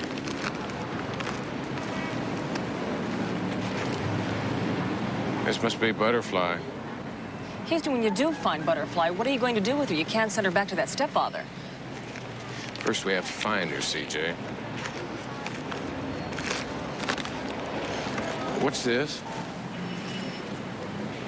I have no idea. It looks like some kind of a code. I'll take it back to the office, run it through Baby, and see what she says. What are you going to do? I think I'll stick around here and talk to some of the natives. Maybe one of them will be able to help us find Butterfly. Well, be careful. Try not to run to those charming people who chased you and Marcia the last time. Plan to be very careful, CJ.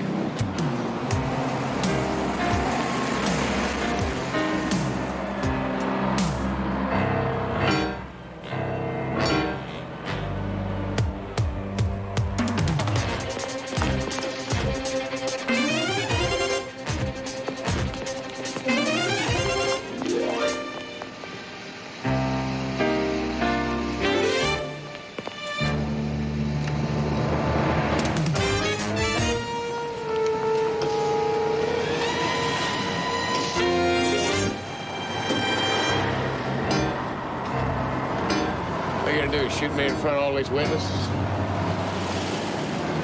Let's go take a look at the view. Come on, come on.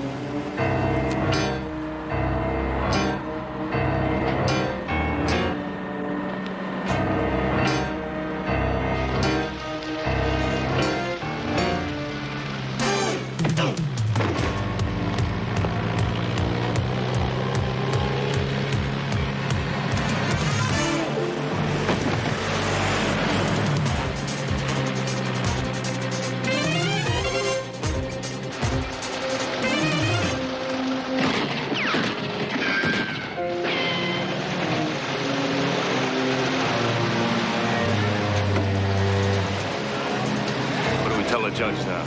We don't tell him anything.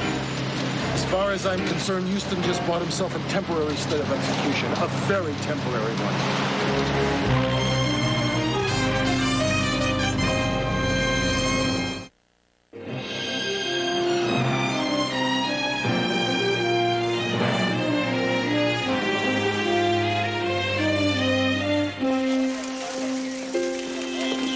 Here you go, Lieutenant. Thought this Marcia Hall murder was another file and forget case. No, what gave you that idea? Watch Commander told me to bury all throwaway cases to make room for more important ones. Terrific. Thanks, Swifty. All right. All right. Let's see what we got on those two bus riders you picked out of the mug book. Janos, Dimitri R. 5 years hard time for armed robbery and attempted murder. Added 2 years for ADW. Currently on parole, and the rest of it is penny ante stuff. Let's see, how.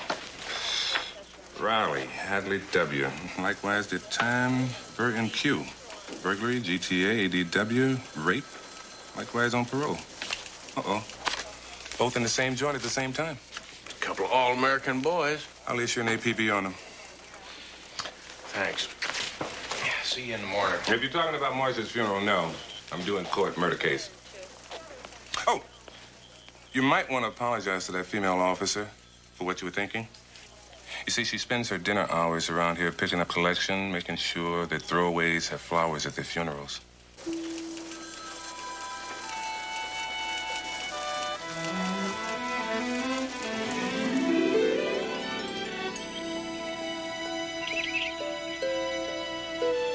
Let death come when it will. It can do no person harm, for it will be but a passage out of a prison into a palace. And it is with these pleasant thoughts that we now say our temporary goodbyes to Marcia May Hall. The Lord is my shepherd. I shall not want. He makes me lie down in green pastures. He restores my soul. He leads me in the paths of righteousness for his name's sake. Well, I didn't really expect to see you here. You didn't tell me Marcia was dead. You didn't seem like you cared. A lot of us cared.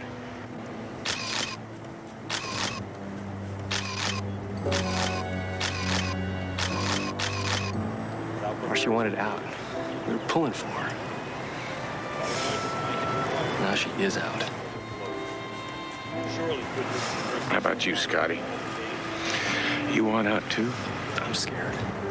I know you're scared, Scotty. I can help you. Now, I'm not going to let anybody hurt you. Maybe later. Why I came. I think I know where they're hiding Butterfly. You know, Butterfly, you're going to have a very happy life. You're very lucky that St. Nick took a liking to you. He'll be good to you.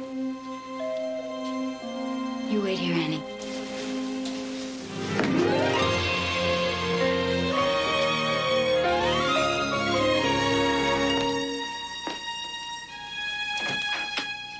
Yes, what is it? Hi there. I talked to a lady in the supermarket who said you are a fabulous acting and dancing coach. I don't teach in my home. I have a darling little 4-year-old daughter. We call her Bunny. She's got big green eyes and red hair and freckles. And everywhere I go, people say to me, Bunny ought to be in movies or TV or commercials or something. So I thought that I should talk to a professional person and get a professional point of view. If you get my drift. Now, personally, I'm not for that sort of thing.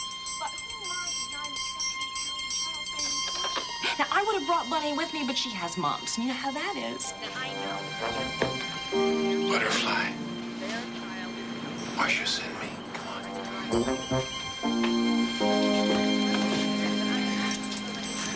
right, Hoyt, I've got her. Let's move out.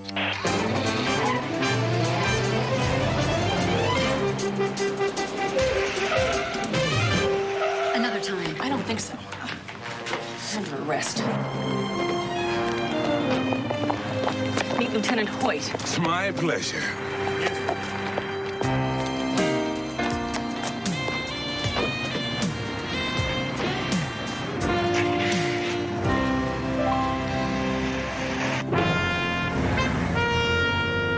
You're certain that he was talking with Houston?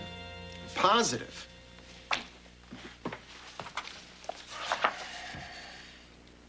Then Scotty will have to be eliminated. No near misses this time.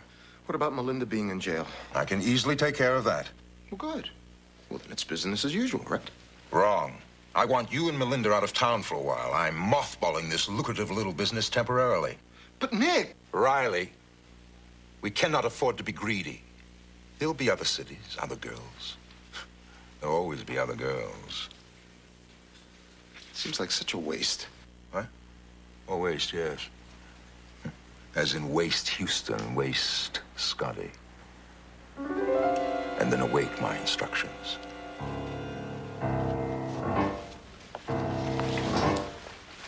Riley, use the side door.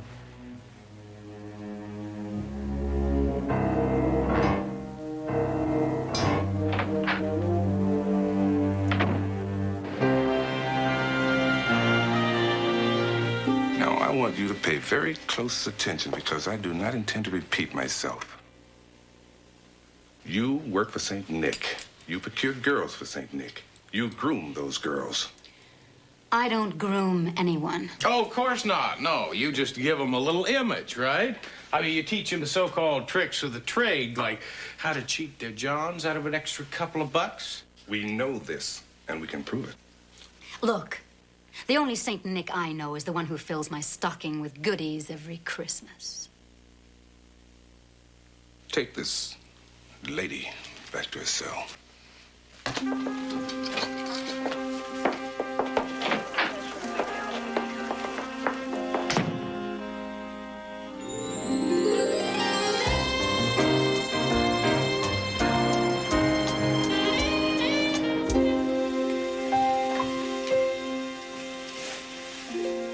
Good night's sleep, little one. No more worries.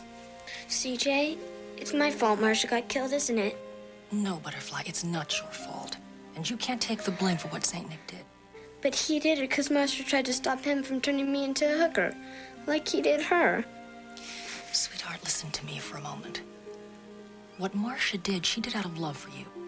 And that's the best kind of love. It's unselfish love. I loved her, too. CJ, can hookers go to heaven?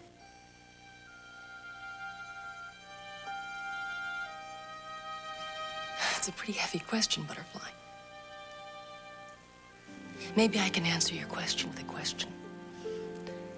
Can a 16-year-old girl who lays down her life to save her 14-year-old sister go to heaven?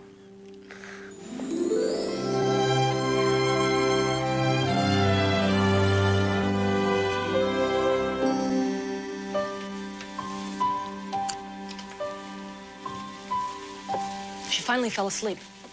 Poor little girl. Her only crime in life was not being able to pick her own parents. I want St. Nick, CJ. So do I. Listen, how are we doing on that list of scrambled names and numbers that we found in Marcia's purse? Baby is suffering from terminal condenser, trying to break that code. Houston. This is Scotty. Yeah, Scotty. You gotta help me, man. I'm scared. Well, scared of what? Someone's following me. I don't know who. So where are you? Same corner. You stay put. I'm on my way.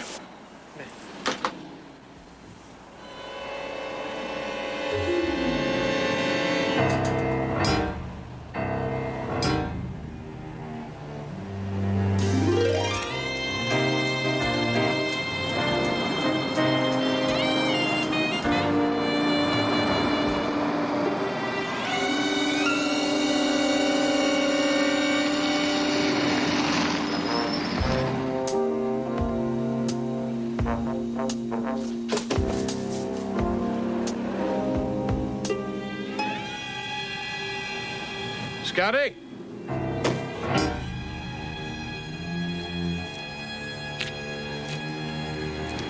Scotty!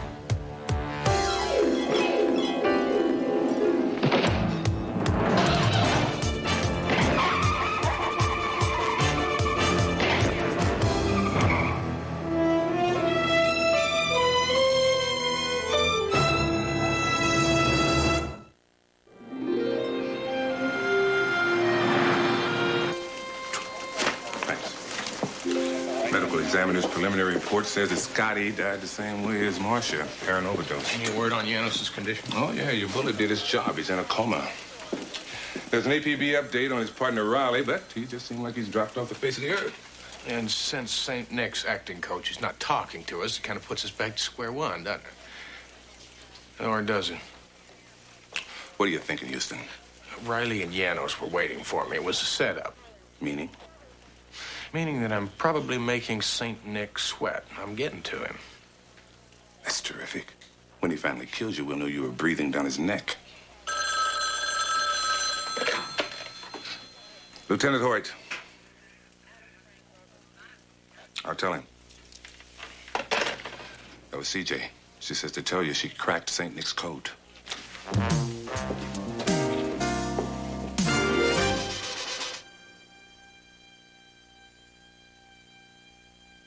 Credit cards? I don't get it. Credit card numbers, to be precise.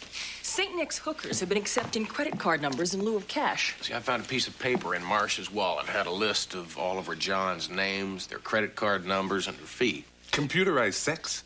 That's right. And what you're looking at is 1 month's worth of receipts. I don't suppose you were sneaky enough to get the billing company's name. Well, as a matter of fact, Houston, I did tap into some computers that are owned by credit card companies, and... Hold it! That's illegal. Yes, but it works very well, Hoyt. Go on, CJ. And the name I came up with is Vesuvius Industries. Meaning that all we have to do is find out who owns Vesuvius, and then we'll know who St. Nick is. Well, I also tapped into some computers in Sacramento. I am not here. I am not hearing one word of this. And I came up with this identification. Judge Nicholas Whitewood? Nicholas, as in St. Nick, alias Mr. Law and Order, alias King of the Pimps. CJ, are you sure? I mean, Whitewood is a biggie. Oh, he's something else. Listen to this. Judge Nicholas Whitewood is the judge that our acting coach, Melinda Thatcher, is to be arraigned in front of tomorrow. And I'll just bet you that Judge Nicholas Whitewood is going to get his acting coach off on some kind of a technicality. Unless you can arrange a warrant for his arrest, Hoyt. A warrant? With what? CJ, you're a lawyer. You know this evidence was gained illegally. It's inadmissible. Inadmissible in court. But we might be able to find some place we can use it where it will carry a little more weight. I don't know what you're thinking, but I do know I don't like it. Yeah, I know.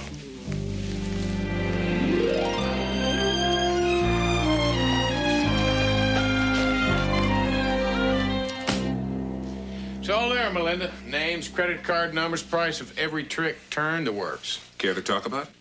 Not really. I'm due in court shortly. Right. You're being arraigned in front of Judge Toller. Judge Whitewood. Oh, I guess you didn't hear the news. Oh, Judge Whitewood's going to be in court, all right. He's just going to be sitting on the wrong side of the bench. It all has to do with Vesuvius Industries, a guy named St. Nick. Ring a bell? See, it turns out that Judge Whitewood and St. Nick are one and the same. They both decided to do some talking, mostly about you.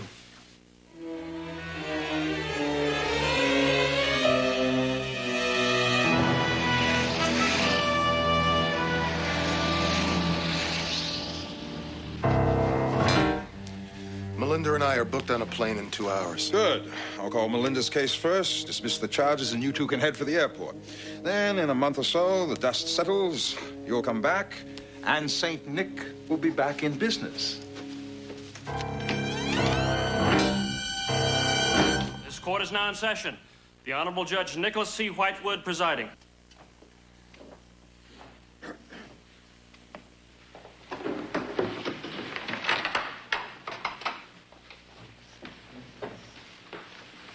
With the court's permission, we'd like to approach the bench.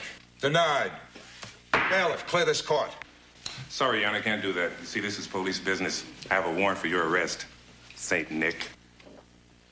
See, Melinda talked. She told us everything.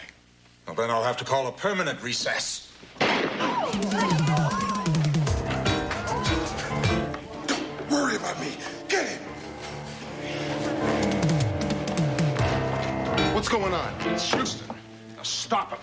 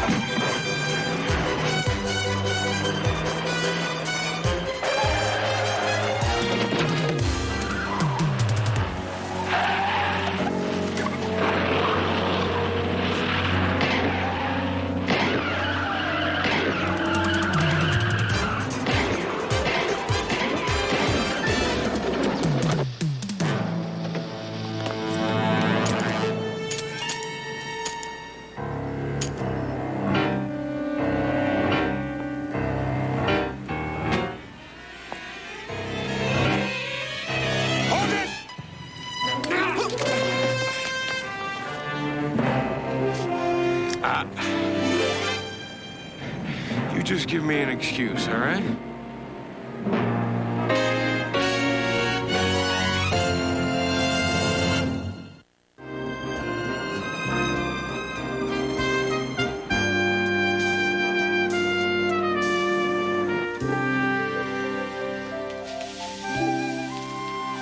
We're gonna miss you a lot.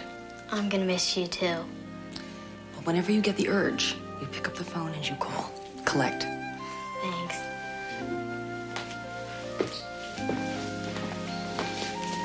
I don't know how to thank you. I'll tell you what, you can thank me by growing up strong and happy, okay? Okay. You keep in touch, right? All right.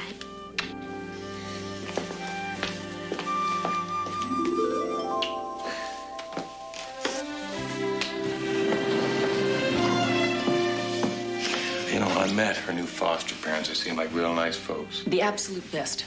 And you did say to pick up all your favors in order to guarantee Butterfly's future, so I did.